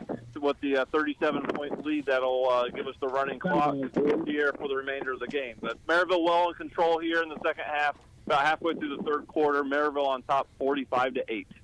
All right. Thanks, Dr. Reed. We appreciate it. Give us a call when this game goes final. I will. Thanks, guys. All right. Thanks, Dr. Reed. We're going to go back to Chris Gloff with an update from Lafayette Jeff and Crown Point. Chris, what's going on? And guys, as quickly as I said, Crown Point was in this game on a 67-yard run. Lafayette Jeff takes it to the house for the touchdown, 38-28 with 2:29 left in the game. They're going to kick off right now to Crown Point. The window is closing, but we got 2:29 here, and Crown Point will have the ball. See if they can put together a quick drive and then maybe turn around onside kick and see what happens from there. Chris, what happened on that particular play that Jeff got so wide open? Well, I'll tell you what, the previous play on first down, we had a nice stop for 1 yard gain for Lafayette, and the team was fired up, and the whole Crown Point sideline and fans were screaming, and they knew that second down play was critical. And I'm standing on the field right at the line of scrimmage, and it almost seemed like the quarterback and running back, I don't have his numbers on me right now, but he's amassed a lot of rushing yards. This guy can really run. And it seemed like they almost bumped into each other, and I thought, okay, it was going to be stopped for a loss. And then the ball transferred, and there just was a big hole. From where I'm standing, I just saw a big hole, and he accelerated, took right through it, and next thing I know, everybody's looking at the back of his jersey. Wow. So, Chris, you had mentioned that J.J. Johnson opened up the passing attack a little bit here. It's going to take a tall order for Crown Point to take care of this. It sounds like there's some action going on behind you. What's going on out there? Crowd is thinking there's a late hit on the kickoff. Got tackled out of bounds. No flags were thrown, but they were hoping for a late hit right there. So they're going to take possession right now on the 19-yard line. But we got a Lafayette Jeff player down, so they're going to have an injury timeout. Trainers are coming to the field right now. But it looks like Crown Point will start their drive at the 32-yard line with 2:20 left. All right. So, Chris, as this drive continues, let us know if there's any significant changes in the dynamics of this game, please. Will do, guys. All right, thank you much. I appreciate it. One more time, Chris, what is the score and time update? I guess we lost them there. So I believe they're down by 10 points here with about 2 minutes to go. It's going to take a tall order from Crown Point to come back into this one, but if anyone can do it, Crown Point can. So with that in mind, we're going to go ahead and take a quick break here on 89.1 FM, The Lakeshore. This is Game Night on 89.1 FM, The Lakeshore, listener-supported public radio. But maybe at stake, this election in state high courts, Saudi Arabia cracks down on dissidents, and Alfred Yankovic has a new approach in his new biopic about how he became Weird Al. I just thought, if I ever do my own biopic, I'm just going to throw facts out the window. All that in the latest news Saturday on Weekend Edition from NPR News. Tune in at 7 a.m. for Weekend Edition here on Lakeshore Public Radio, 89.1 FM. When people think of Christine Baranski, they think of sophistication, and that's no accident. When I got to Juilliard, I kind of sounded like a girl from the Midwest with a very nasal voice. I hardly sounded like this. The Good Fight actor on her rise to the top of the call sheet. Next time on It's Been a Minute from NPR. Tune in Saturday morning at 9 and Sunday afternoon at 3 here on Lakeshore Public Radio, 89.1 FM. Did someone ever say to you, hey, you look just like so-and-so? Isn't that fun? But what if the person you look just like just got in a world of trouble? On the next Snap Judgment, the League of Impersonators. Snap Judgment. Do not miss it. Saturday at 11 and Sunday at noon here on Lakeshore Public Radio, 89.1 FM. All right, business time. Time for you to learn a little bit. Anybody that's going to be a real pilot needs to know this. It's an emergency drill. Basically, I'm going to cut the power. It's like putting your car into neutral going downhill. Join us for more true stories told live. This week, adventure stories. Fear of flying, summer camp shenanigans, and an Italian stallion. That's the Moth Radio Hour from PRX. Tune in Saturday at noon and Sunday at 1 here on Lakeshore Public Radio, 89.1 FM. This is listener-supported public radio in Northwest Indiana. 89.1 FM, Lakeshore Public Radio. WLPR FM, Lowell. And now, your Game Night scoreboard update. What's up, Lakeshore Game Night? Steve Schmidt here. Just about all these games in these sectional championships are reaching the end, so let's see what's going on tonight. Starting off 6A, Sectional 1, Lafayette Jeff at Crown Point. In the fourth quarter, Lafayette Jeff has opened up a 38-28 lead. At the end of 3, it was all tied up at 21 apiece, but the teams trading touchdowns back and forth here in the fourth. This will be a fun one to keep track of.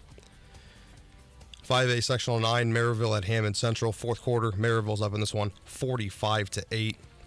Jalen Thomas with a pair of touchdown passes through the air, both to Justin Marshall. Marshall also had a 6-yard touchdown run on the ground for the Pirates.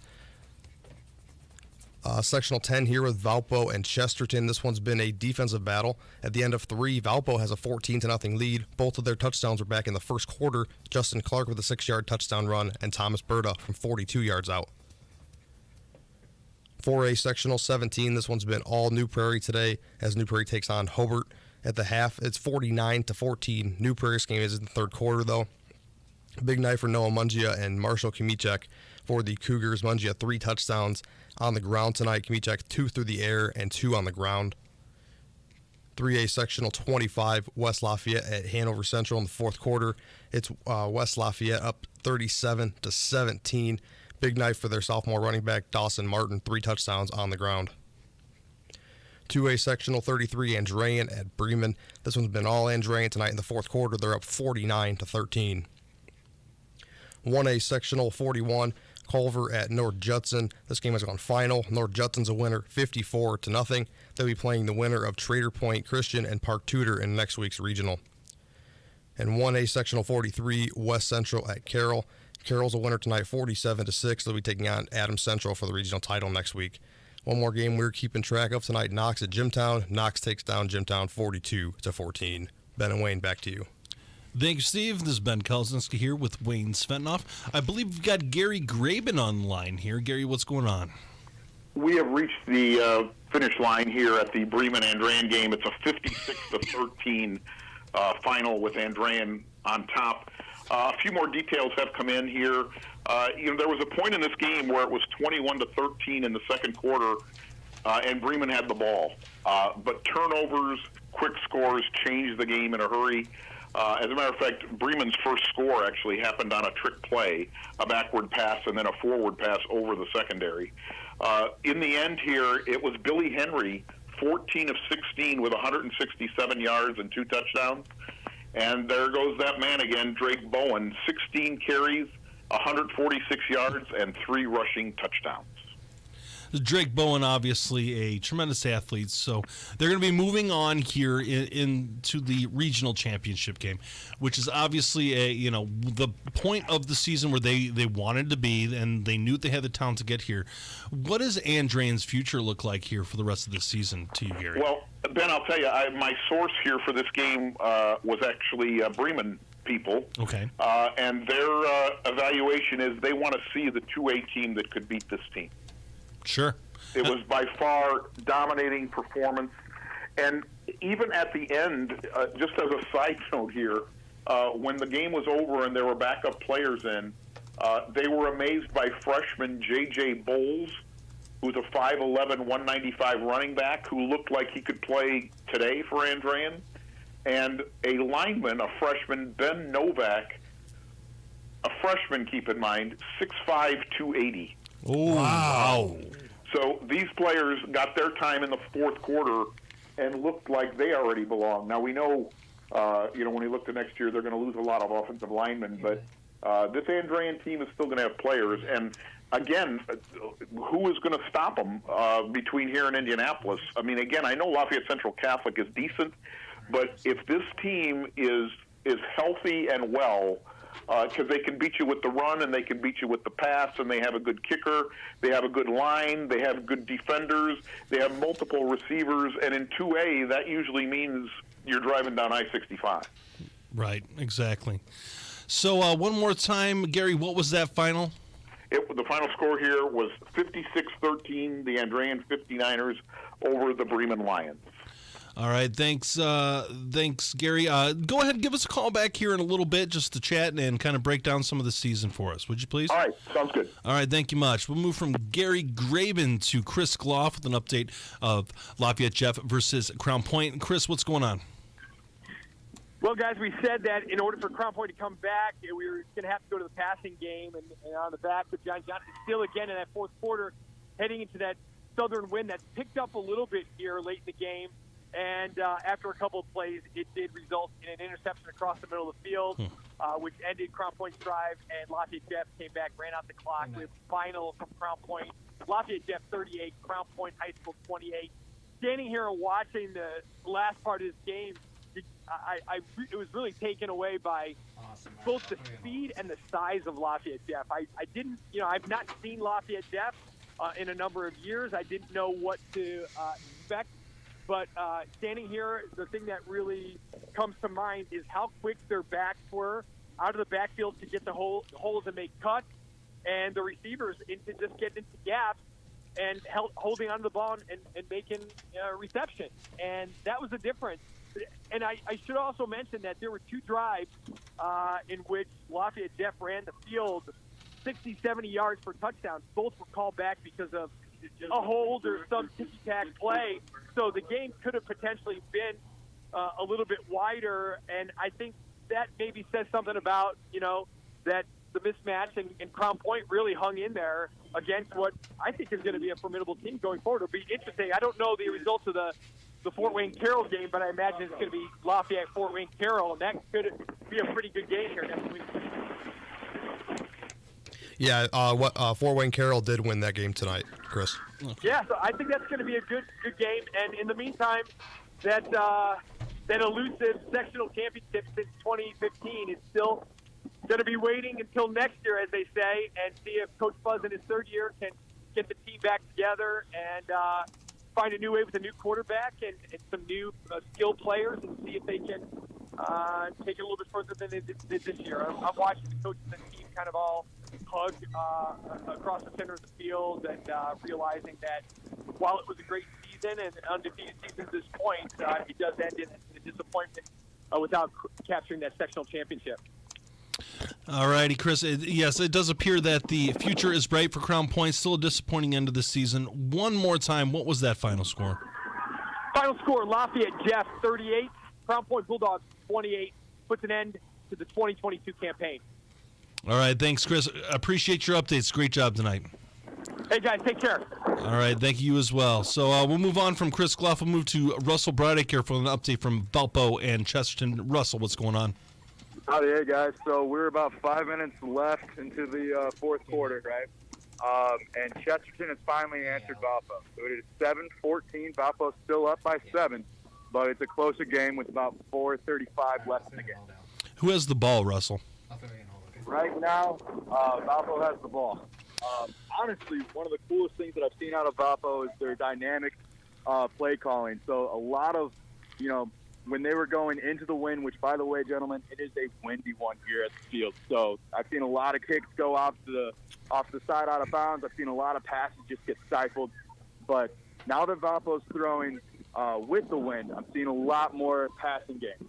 But what's really cool to see is when they're running their options, I love to see it, honestly. It's when the quarterback's keeping it, right? So Justin Clark, he is killing it on his run game. Now, his passes have been solid, but I think the moments where he shined the most is when he's chosen to keep it. I mean, they swallow up the running backs, Chesterton does, the majority of the time. So seeing him kind of keep it and run with it and get some gains out of that makes for an exciting ball game. All right, thanks, Russell. I appreciate the update. One more time, what is the score and time update, please? It is 7-14 Valpo over Chesterton with 3:45 left to go. All right, thanks, Russell. Please give us a call back once this game gets closer to the final here. Will do, guys. All right, thank you. That's Russell Braddock here with an update of Valpo and Chesterton. Let's go from Russell to Al Rodriguez with an update of West Lafayette and Hanover Central. Al, what's up? Hey, things are going terrible for Hanover. All those ifs I said before, if they came out, played, if they made adjustments, none of the ifs occurred. This West Lafayette team is too strong, too powerful. They're just running roughshod now over Hanover. They're just running the ball and running the ball. Score right now with 4 minutes left is West Lafayette 37, Hanover 17. 37-17, so we got a 20-point lead here. It does not appear that Hanover can come back from this deficit. No, this will be Al signing off for this season. It was fun while it lasted, but it's over. We did not live to play another day, but West Lafayette did. I got to give them credit. They're a good, very, very good team. West Lafayette is an excellent team. Now, Al, what do you see from Hanover going forward? Well, they're losing a lot of seniors. They've had some injuries. Kids I mentioned didn't play. I never saw Hazley on the field. That had to hurt Hanover. But next year they're moving into a different conference, so we'll wait and see. But they'll be okay. They got kids returning. I think they'll be all right. They faced a tough opponent, and they learned. Yeah, obviously they're running into a very tough individual or a very tough team in West Lafayette in that sectional. So there's no shame in losing to an excellent team like that. Al, is there anything else you want to add before we let you go for this season? No, but it was fun. I hope to see you guys next year, and Hope everybody stays healthy. Happy Thanksgiving. Hey, all right. Happy Al. Thanksgiving, Happy Al. Thanksgiving, Al. And thank you for everything you've done for us this season. You've done an excellent job. We really appreciate your updates. Take care, guys. Take care. All right. That's Al Rodriguez signing off for the season there. So, not the most fun way for Hanover to end this season. 20 points, just a couple minutes left to go in the game. We can kind of presume that this game's going final. Hanover's going to be an interesting team next year. They're losing a lot of their star players, and they're also moving up in competition. That is a 1-2 punch of not a very good situation to be in, two bouts of bad news in a row. With that in mind, though, there is a lot of talent on this team, and I still think they can do a good job next year because when you're playing only one half with your starters, that means the entire second half your backups are getting some attention, so they're having an opportunity to get some game time experience. And remember, their quarterback is back. Kuntz is back, so that's going to help a lot for any team. You have your star quarterback playing. Of course. Now, it depends on what the offensive line, how many people return there. Sure. And especially their defense. They do lose a number of defensive players to graduation. So, but it'll be a new challenge. And I think that Coach Parker has done a great job this year. Oh, absolutely. He's one of the best coaches in Northwest Indiana, and whenever you get to a point where you're 11-0 on a season, you've done something right. There's been some people who said, "Oh, well, they haven't played the toughest competition," but you know what? They're playing the competition in front of them, and they're beating them. And that is all you can ask for from a team, and they're not just beating them. Up until tonight, they were steamrolling everyone. It wasn't even close. So they have been very impressive, and they've been one of the key points here in Northwest Indiana, one of the key teams that have been really fun to watch. With, speaking from my perspective, being a grad of an NCC school where Hanover's moving to, I don't think that they're really going to have that much trouble competing against some of the teams in the conference. Like, they'll probably beat Munster, probably beat Highland. KV might give him some trouble. I'll be nice to Steve. But I could see them competing with Hobart and Lowell and Andrean for the conference title if they can keep this consistency. Yeah, I'm going to have to disagree with you on that, at least initially. There is something to be said about getting punched a little bit harder every single play. And, obviously you're not literally getting punched, but, they're not going to start dealing with the team that is more than likely going to be playing in the state title game. They're going to be playing against a team like Hobart that has Division I athletes.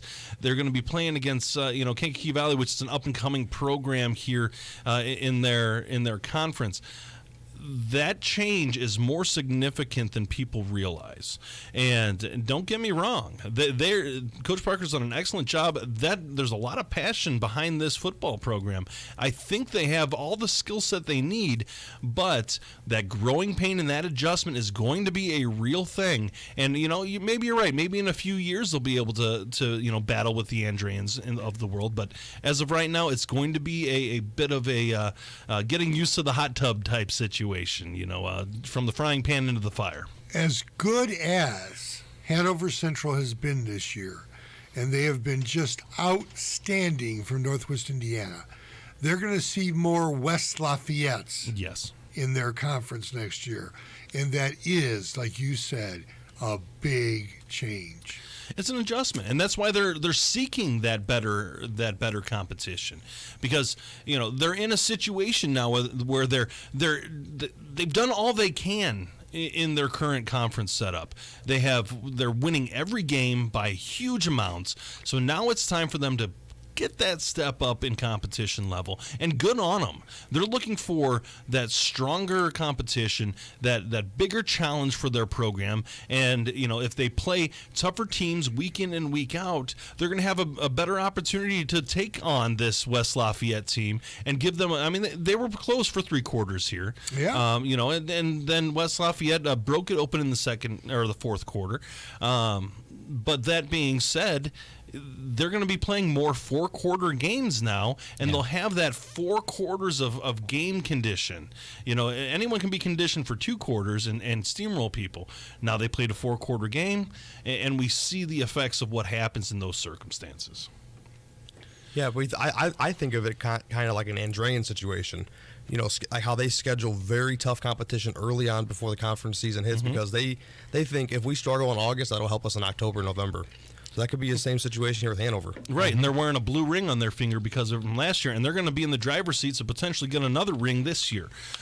So it's the inverse of what's going on. So what had been previously for Hanover, they've been playing a little bit of a weaker schedule, but that's not their fault, not their choice. They have now chosen to kind of go up a strength level. And this way, week in and week out, they're going to be tested a little bit more and have a better opportunity to play later in the season. I hate to change this topic here, Sure, Ben, go for it. But I'm seeing here on Twitter about the Chesterton and Valpo game. Chesterton stopped Valpo, forced a punt, and the Trojans would get the ball at the 28 with 3 minutes to go. So it looks like we have a barn burner here.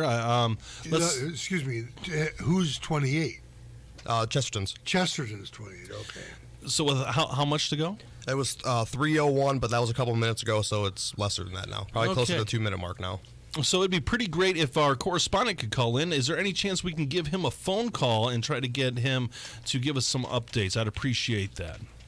All right, thanks, Steve. I appreciate the update on that. That's a very interesting way for this to unfold here. And we're going to go ahead and, with that in mind, take a quick break here on 89.1 FM, The Lakeshore. This is Game Night on 89.1 FM, The Lakeshore, listener-supported public radio. The world's richest countries caused most of the global warming we all deal with. Developing countries want them to pay. It's polluters paying the victims of their pollution. That's what we're demanding here. But are rich countries ready to hear that demand? I think they're hearing us, but I think they're still trying to shirk responsibility. Climate inequality on the next Reveal. Tune in Saturday afternoon at 2 and Sunday morning at 9 here on Lakeshore Public Radio, 89.1 FM. This week on Radiolab, the big mystery. How it is that just a bunch of these little wisps of jelly in your head, called neurons, flashing on and off in your brain, create thoughts, ambitions, passions, you. Even what you think of as your own intimate self. And how, in a flash, that could all change. In an instant, we can be completely transformed. I'm Jad Abumrad. Join me for Radiolab. Tune in Saturday afternoon at 1 and Sunday afternoon at 2 here on Lakeshore Public Radio. The midterms are upon us, and for voters in local elections across the country, climate change is on the ballot. We don't always think about state and local officials as really the people on the ground who are implementing climate policy. How key state and local races could shape our climate future. That's on the next All Things Considered from NPR News. Tune in at 4 p.m. for Weekend All Things Considered here on Lakeshore Public Radio, streaming online at lakeshorepublicradio.org. This is Todd from Highland Park, New Jersey. I listen to Bullseye with Jesse Thorne because I love his enthusiasm. I'm Jesse Thorne. This week, I'll talk with the one and only Weird Al about his new movie, Weird, the Al Yankovic Story. Plus, Billy Idol. That's on the next Bullseye from MaximumFun.org and NPR. Tune in Saturday night at 6 here on Lakeshore Public Radio, 89.1 FM. But maybe at stake, this election in state high courts. Saudi Arabia cracks down on dissidents. And Alfred Yankovic has a new approach in his new biopic about how he became Weird Al. I just thought, if I ever do my own biopic, I'm just going to throw facts out the window. All that in the latest news Saturday on Weekend Edition from NPR News. Tune in at 7 a.m. for Weekend Edition here on Lakeshore Public Radio, 89.1 FM. When people think of Christine Baranski, they think of sophistication, and that's no accident. When I got to Juilliard, I kind of sounded like a girl from the Midwest with a very nasal voice. I hardly sounded like this. The Good Fight actor on her rise to the top of the call sheet. Next time on It's Been a Minute from NPR. Tune in Saturday morning at 9 and Sunday afternoon at 3 here on Lakeshore Public Radio, 89.1 FM. This is Game Night on 89.1 FM, The Lakeshore, listener-supported public radio. And now, the Game Night broadcast team. Ben Golzinski back with Wayne Svendorf. We've got a game coming down to the wire right now. We've got Russell Broadacre with an update from Chesterton and Valpo. Russell, what's going on? What's going on, guys? So it's 1:12 left right now. We got Trojan down by 7 against the Vikings. Right now, Boswell's really been connecting with his receivers. He just recently connected with number 7, Levi Wheeling. He's been connecting with him a lot this last quarter here. He's really been able to connect on his passes in general. It's riveting right now. Valpo just punted it from the Trojans 40. It ended up being touchback. So right now, Trojans have the ball at their own 25. It is 4th and 5. We're about to see what happens here. This is exceptional, so we're all pretty excited. The fans are quite alive. He connects Wheeling again. Wheeling runs up the field up to the 43. They're meeting up towards the 50. There's 1:07 left. Trojans are out of timeouts. They're running up to spike it right now. All right, so leave it at 1:04 down at the 45. All right, so 1:04 at the 45. I know we have Dr. Reed Amons on the back end here. Dr. Reed, if you could call back in a little bit, if you can hear me right now, call back in a little bit. We've got this game coming down to the wire here on a last-minute drive, so I'm looking forward to catch him here in a little bit. We're going to stick here with Russell. So what is the down and distance right now? That was a first down play? Yeah, so right now they spiked it on the first. It's 2nd and 10. They're running trips left. They're running, looks to be a pass. Oswald meets up. Incomplete pass. Interception by Valpo. Let's see what the refs call it. They might. Nope. Interception by Valpo. That seems to be all through row for this one, guys. 1 minute left. Trojans have no timeouts left. Okay, no timeouts left for Chesterton, and Valparaiso with the interception. Did you see who got that interception? TJ Watkins. TJ Watkins, okay. So a very clutch play. Was it a bad pass or was it just a good defensive play? I mean, honestly, it was just a head on a swivel. The receiver tipped it up a little bit. You know, he read that like a book, swooped in and snagged it. So they're in victory formation. Looks like the QB's about to take a kneel. Valpo wins sectionals over Trojans, 14-7. So, Russell, what was the key to this game? Honestly, it was there towards the end. It was really just smart play calling, knowing when to run it, knowing time management on Valpo's side. For Trojans, if they would have just lightened up a little bit on the penalties that they had against them, and if Boswell could have just had that confidence second half throughout the duration of the game, that would have been clutch. But what I'm excited to see is Boswell will be back next year, and from everything that I saw tonight, he's going to be a force to be reckoned with next year. He's been a good story this year. Kind of came on, relatively unknown coming into this season. He was behind some very talented quarterbacks there, and he's shown to be very talented. What does Chesterton have looking forward to next year? Chesterton has a really established line, and like I said, I think he would be a good leader. I saw the entire team's chemistry together. They really never gave up. Same with their crowd base. They always were, fighting in tooth and nail. One of my favorite aspects of the entire game was that, they would throw an incomplete pass. Let's say Boswell threw to Wheeling, incomplete. Well, the next time that he threw to him, it'd be complete. So they never really allowed those incompletions to pile up. Okay. They were always on their head. So, good to see. All right, Russell, one more time. The final for this game, I believe it should be final about now. Yep, game just concluded. It is 14-7, Valpo over Chesterton. So Valpo wins the sectional title here. Russ, is there anything else that you want to add before we let you go for the year? Honestly, it was just a hard-fought game. Both sides should be very proud. It really just came down to whichever team had the least amount of mistakes. And for tonight, that was Valpo. All in all, beautiful night for a football game. Both teams should be proud. All right. Thank you, Russell. Thank you for all your work this year and helping us out. We really appreciate everything you've done to support us. Of course, guys. It was my pleasure. Thank you all so much. I'm happy to be a part of it. All righty, thank you, Russell. That was Russell Brodiker with an update and the coverage of Chesterton and Valparaiso. So that game went down to the wire there. Quite a exciting finish. Chesterton had an opportunity late, but Valpo's defense came up big late. Yeah, and when Valpo's defense has played very well. Not always the offense scoring a lot of points, so they've needed the defense. This is a huge rivalry, a big game at Chesterton. And you got to give Chesterton a lot of credit. I mean, they've played teams well. They've played hard. But this time it just wasn't enough. And, sometimes that happens, and sometimes it's just how it goes. You've got two teams that are passionate about the rivalry, two teams that are pretty evenly matched, and it came down to a one-score game and a last-second turnover to end that game. So hats off to Chesterton. They really came on late in the year. They lost to a very talented team in Valparaiso, and Valparaiso is going to meet up with Maryville. And speaking of Maryville, we've got Dr. Reed Amons with an update from Hammond Central and Maryville. How's it going, Dr. Reed? Yeah, Maryville, everything's going great. Maryville Hammond Central just wrapped up. Maryville was able to pick up a couple second-half touchdowns and shut out the Hammond Central Wolves in the second half, and the final score is 52-8 in favor of the Pirates as they'll move on to travel to Valparaiso next week for a regional showdown with a rematch with the Vikings. So, Dr. Reed, Maryville obviously is starting to click. They're starting to reach the form that they had prior to that Chesterton loss, and starting to look really good.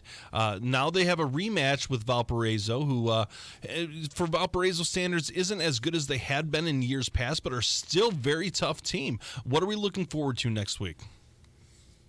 Well, I mean, a little short of Crown Point's great season. Maryville and Valparaiso ended up tying for second place in the Duneland Athletic Conference.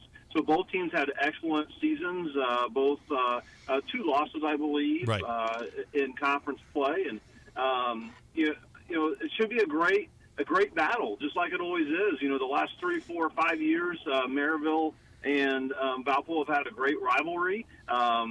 Sometimes battling for first place in conference championships. The last couple of years have not had a chance to play in the postseason because Maryville's been in 6A the last couple of years, Valparaiso in 5A the last couple. But now as Maryville moves down to 5A, they see each other once again in the playoffs. And, Valparaiso is going to be, I think a game just like tonight is exactly what Valparaiso is trying to do. They want to play really good defense, control the ball, and not make mistakes. And they want to force you into making more mistakes than they're going to make. And I didn't get a chance to hear all the updates, but I'm going to guess that maybe Justin Clark and Berta at quarterback and running back had big nights tonight. Controlling the ball and a wind like we had tonight. Probably not too many passes. And, Maryville is going to try to do the opposite. They're going to try to open it up a little bit, get you vertical, go down the field some, have big running plays. And so if Valparaiso can hold Maryville, their explosiveness, then I think they'll be in good shape to show some contention. And if Maryville can take advantage of their speed, quickness, and athleticism, especially on the outside, could be a big night for the Pirates. So it should be a great matchup. Two excellent coaches, two very good teams and programs the last couple of years. It should be a great night of football next week. Can't wait for it. All right, Dr. Reed, we appreciate it. One more time, what was that final score? Tonight we had Maryville over Hammond Central, 52-8, as Maryville captures their fourth consecutive sectional championship.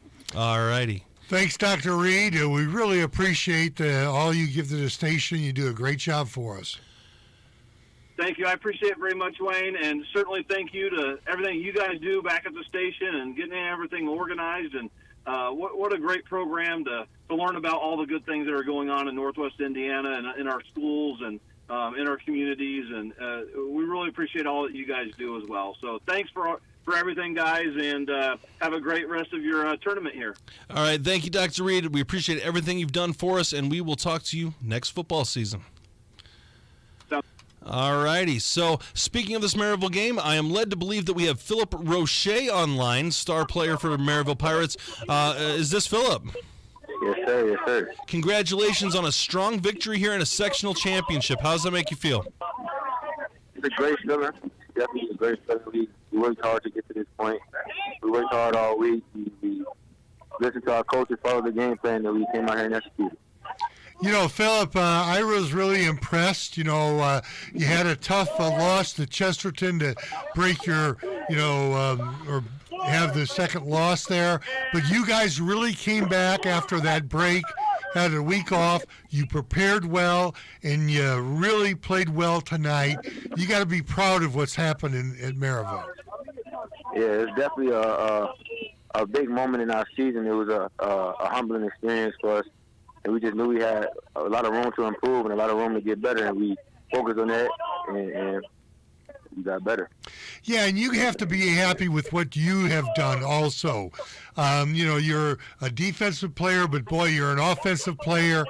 They move you around over there. I thought your defense tonight, letting Hammond only score 8 points, was really outstanding. Yeah, I'd get that up to my coach. Coach came in with a great game plan. We all just dialed in and bought into what he was giving us, and it came out here and we worked. It worked. So, Philip, going forward, you've got Valpo next week. They're obviously a team that you are familiar with, and you've played them many times over the last few years from Maryville. What are you folks looking forward to next week? It's another good game. It's a big rivalry game. It's a game we're not going to take lightly. We just got to come together and same thing. It's another week. We got to come out 1-0. Excellent. And one more thing for you before we let you go and let you celebrate with your teammates. What does your future of football look like? I just committed recently to Missouri University of Missouri. Missouri University. So congratulations on that. That's an SEC school, and we wanted to congratulate you on that and let you get with your teammates here. And congratulations on a sectional championship, and looking forward to watching you next week. Thank you so much. All right, thank you much. That was Philip Roche, star football player for the Maryville Pirates. And I think I think that's it. So an excellent win by Maryville there. Yeah, it was. It was an excellent win. Anytime you can go up and score 52 on a good team, Hammond Central is a good team. Absolutely. That says a lot about the coaching staff. That says a lot about the players. Philip said it very eloquently, and that is the coaches presented an excellent plan. We bought into it, and it produced for a sectional championship in 2022 here. Absolutely. It was an absolute good showing here for Maryville. Their momentum is moving in the right direction. They're trending in the right way. And we've got actually Gary Graben here on line 1, so we're going to bring Gary into the conversation. And Gary, what's going on? Nothing. We've reached the end of this journey this year. Yeah, this is going to be our last show of the year, it appears, and it's kind of a bittersweet thing because it's so much fun and we love doing this every week. But it's definitely a circumstance where you get into a tournament and that's what the tournament's all about. But a factor of that is teams lose and teams move downstate, and that makes our influence and our ability to cover these games go less and less every week. So, last year we were able to go all the way to the semi-state for the first time ever, and this year, obviously, this is as far as we're going to go. We just don't have enough region teams. Before we get into the games tonight, I want to make sure to thank the people who've come on for interviews with us this year. Coach Skinner, Coach Osika, Kilmer, Bazia, Cease, Parker, Lambert, and then the players. You had all the best players in Northwest Indiana, J.J. Johnson, Brendan Marshall, Riley Bank, Drake Bowen, and now you finish up with Philip Roche. We thank all of them, and especially the kids. They are so scared to death to come on with you guys. and I always tell them there's nothing to fear, but, it's the public speaking thing. Wayne, you used to teach public speaking. They're so nervous, and most of them don't talk into phones anymore in their lives, so it's a foreign experience. So we appreciate that these coaches give us that kind of access and that these players are willing to step to the middle of the stage with the spotlight and dare to talk to you two. You know, I want to just compliment you. I know this is going to be out of the blue for you, but I want to compliment you because you're the one that sets up these interviews mostly and has people calling or standing there with you. And I really think that, that's really, people don't understand what you do behind the scenes. And I think that it really makes this show a much, much better situation. And if we could ever afford to get you a real phone instead of a flip phone, easy there. Leave the flip phone alone. That's going to go in our antiques section. Drake Bowen talked on the flip phone. He's going to Notre Dame. He did. So I have to say more than that. So, gentlemen, before we continue on with some of our final wraps here, we do have one final caller who just called in. So, Gary, hang tight. Yes, sir. We're going to go to Chuck DeMoss here with an update from, I don't have the notes written here on my spreadsheet. West Central versus Carroll. Thank you very much. I appreciate it. Chuck, how's it going out there? Down to Carroll, but yeah, I'm scoring at the end there on 8-1. Score 47-6 Carroll over West Central. So it was a pretty one-sided, pretty lopsided game here. Chuck, what does this mean going forward for West Central? A great year. They won the conference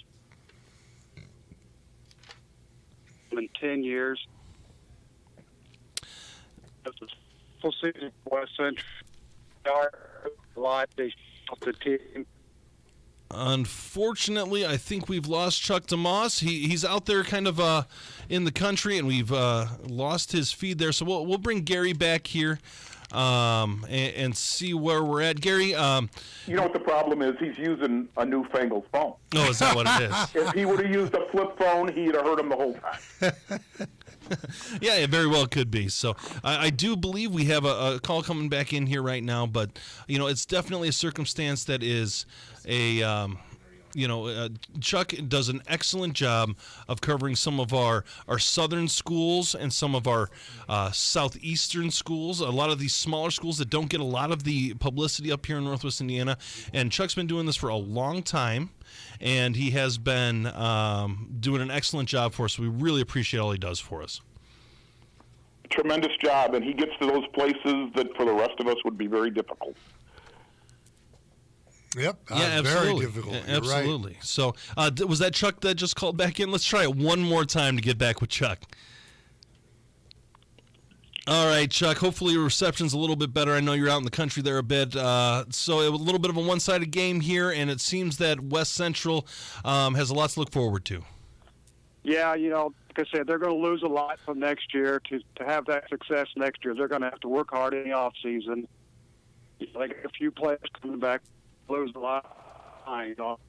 That's where we're going to be hurt the most. But sure, they got nothing to hang their heads about. They had a great year, winning conference and beating their arch rivals Winnemac this year. So that's two goals they set every year, and they did that this year. So nothing to shame up for the Trojans this year. All right, Chuck, I just wanted to say we're going to let you go here for the year, and we want to say thank you for everything you have done for Northwest Indiana and for the football. We're going to go ahead, and we are going to just thank you and say we really appreciate everything you've done for us. You've done an excellent job this year. You have, Chuck. Not a problem, guys. I appreciate doing it, and, you guys do a great job for these schools, and it's all about these athletes we're trying to get. So we do a great job. You guys do with a better job, so keep it up. All right, thanks you much, Chuck. You bet. Bye. All right, we're going to go back to Gary Graben. Gary, you there? I am here. All right, so, Gary, it's been a tremendous year here. And we've had a lot of exciting games and a lot of very exciting turns of events here. We know that Crown Point had an excellent year in 6A. They unfortunately have just fallen this year. For the big boys, they've had the most impressive year. They really have. And Coach Bazia, we've talked all year, he, simply put, he knows what he's doing. This loss tonight, unfortunately, is going to taste sour and probably something he will use to motivate in the off season. I think the one situation for for them is they do have quite a few seniors that are key players, and replacing a J.J. Johnson is not an easy task. No, it's not. So this is going to be the off season is going to be important there. But such a great story to have Crown Point football back in the top. And I'm going to tell you that Duneland Conference next year, Lake Central has all their key players back. Chesterton has most of their key players back. We know Maryville always has a load. And Valpo's been playing a ton of juniors this year. Yes, they have. So this is next year. Looking at that Duneland Conference is just throw the cards in the air and see they land, because this is going to be a very, very interesting Duneland Conference, and the 6A and 5A schools next year I think are going to be very, very competitive. You know, you talk about great coaching jobs this year, and certainly Bazia is one of the top. But I think Brian Parker from Hanover Central is also up there. I think that, Parker has done a great job with his talent. A lot of times people will say, you should be 11-0 because you are so much more talented. It's tough to coach talent. It is. It's tough to get those kids to buy in to your program. And Parker now, this is like the second or third year in a row that his teams have been tremendously successful. You've got Southmore's now coming up. Matt Coons, who's going to be a junior, playing very, very well. I think Parker and, Bazia probably has done the best jobs this year for the region. Well, having said that, and it is an incredible job. Remember, Hanover just starting their program, 6-7 years ago, restarting their program. The best thing, though, I think for Hanover is going to be what you were talking about earlier, is that next year they are going to have a lot of competitive teams on their schedule. And whichever one of you said that, there's going to be more West Lafayette's during the year, there is nothing truer than that. That playing at Hobart, at Andrean, Lowell, these are environments that are difficult to play in. Yet alone, we know that at Hobart, quarterback Ehrlich will be back. We know Ballantyne will be back at Andrean. We talked about some of the freshmen seeing time tonight.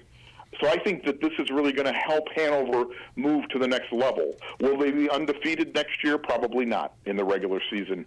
But will they be able to advance maybe further in the tournament? That might be the case.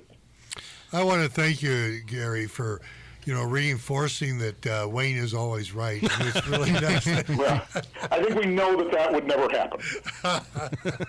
Well, and in fairness, though, it is an excellent point. Hanover had an excellent year, and I believe that there are future years ahead of excellence going forward. So they are. They're in good shape here going forward, but I'll tell you this much. They are going to be playing tougher competition, and Wayne was absolutely right here that they are going to be, that's going to make you a better position and a better team later down the line, which is what Steve alluded to earlier as well, is that you play this tougher competition, you play 4-quarter games, and then you're going to be in position to maybe knock off this West Lafayette team in a year or two. It's the Hobart, Andrean, Lowell model. That you don't care about going undefeated. You just want to be great at the end of October into November. And so if you lose games, it really doesn't matter the same way. And again, I think that we see that with Coach Skinner every year. Andrean now 2 years in a row has lost to Lowell to end their season. You would think that might be disastrous, but they seem like they have hit all the gears running here as they go into the playoffs. Yeah, absolutely, Gary. And I'll say this much. They're more than just an offense. I see, we talk about, defensive players of the year and that sort of stuff. Their entire defense was the player of the year, in my opinion. They played excellent this year. And, even running into a team like today in West Lafayette that, put some numbers up on them, they have played very well. They are well coached, and they're going to be a good team going forward. I think they sure will. Again, they're not leaving the stage anytime soon. That's true. No. That's true. They will get plenty of attention here in Northwest Indiana because there's plenty of people who want to cover them, and we have some excellent folks who do that for us.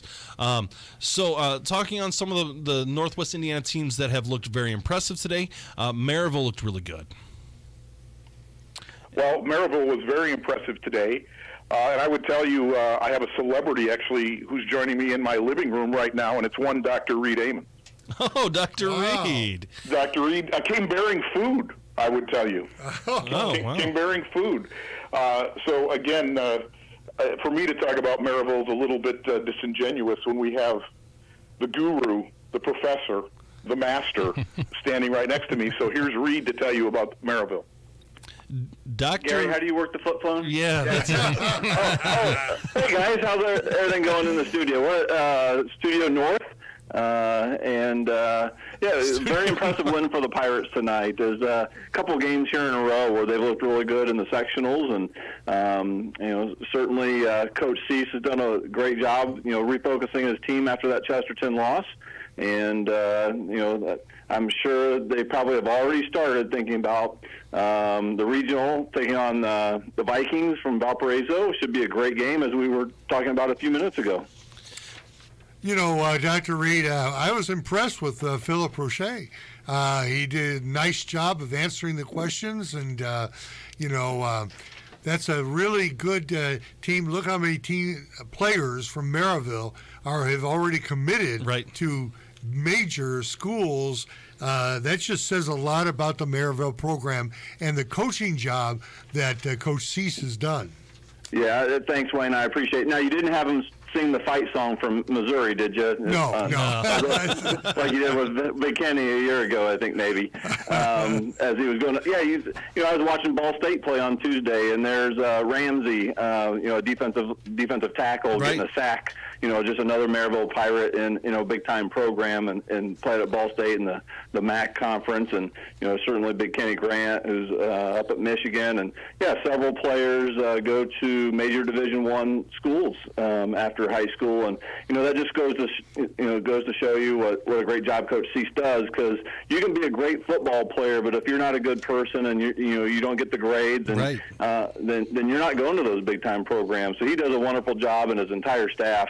Even Janice Quiliza, our athletic director, Amy Beckham, our athletic director, they do a great job of working with our coaches and our teachers and making sure that these young men get quality educations and a quality education, as well as a chance to perform on Friday nights, and then hopefully that leads into a Saturday as well.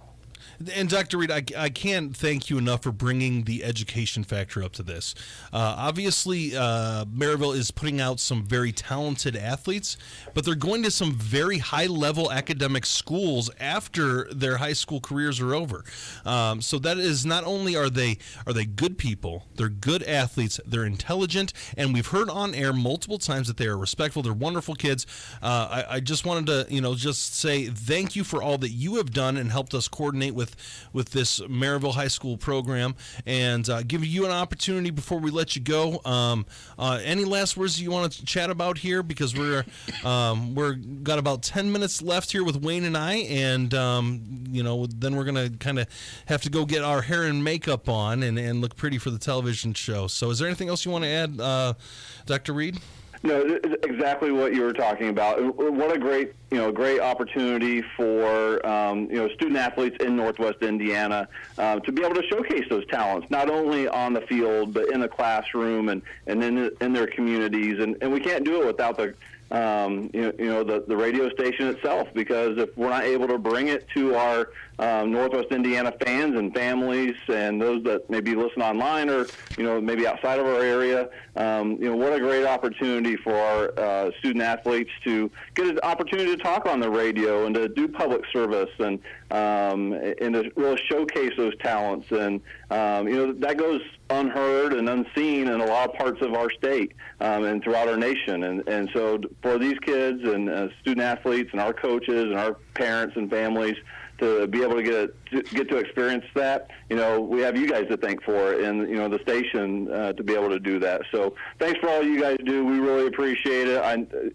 Each and every year, I think I've been doing this now, however long the station's been doing this, 13, 14 years, and every year more and more people stop and see me and say, "Hey, I heard you on the radio," or "Thanks for doing that." It grows each and every year, and I think that people find the value in that and the things that it does for the young people here in Northwest Indiana. So I'll give you back to Gary, and thank you guys once again. Enjoy the rest of the tournament and eventually the off season.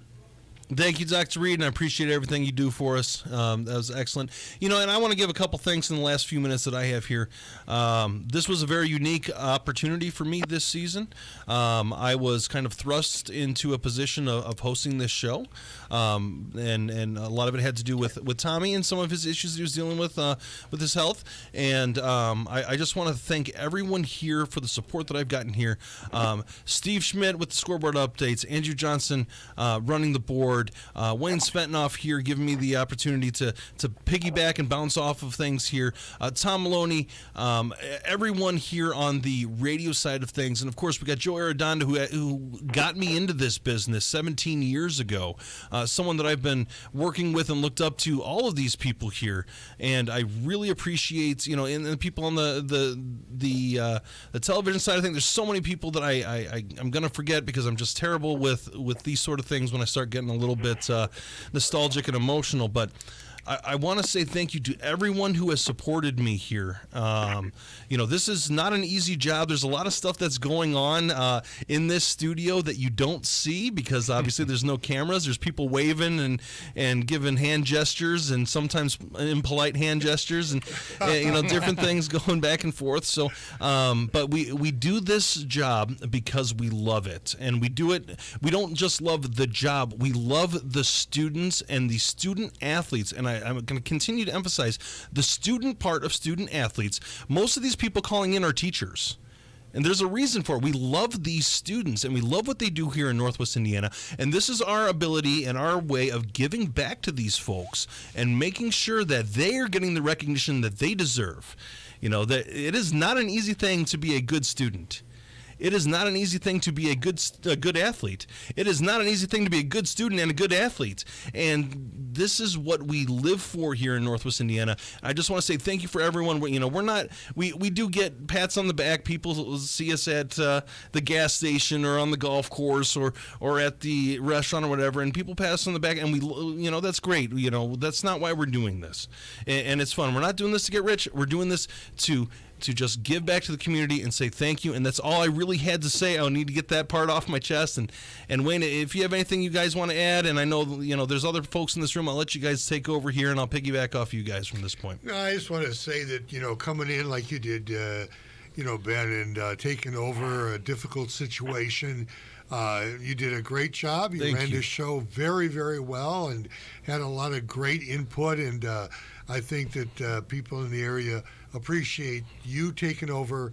And I don't want to prolong this whole thing, but, we appreciate it here at the station. You did a great job for us. And we're looking forward to a great year next year. Thank you. Thank you. Absolutely. And I'm looking forward to working with everybody here for years to come. Well, absolutely. Ben, when you stepped up here, this was a little bit on the last minute notice, and you stepped in. And one of the things that's great working with you is every week you are trying to even be better than you were last week. And it's just such a great quality. This is an endeavor of love. I have a lot of friends that are doing the correspondent work here with us, too. Wayne, people may mistake the fact that I once in a while tease you, but and it doesn't need to be said out loud, but why you will always have a special place in my existence. You and your beautiful wife, and you have an incredible daughter.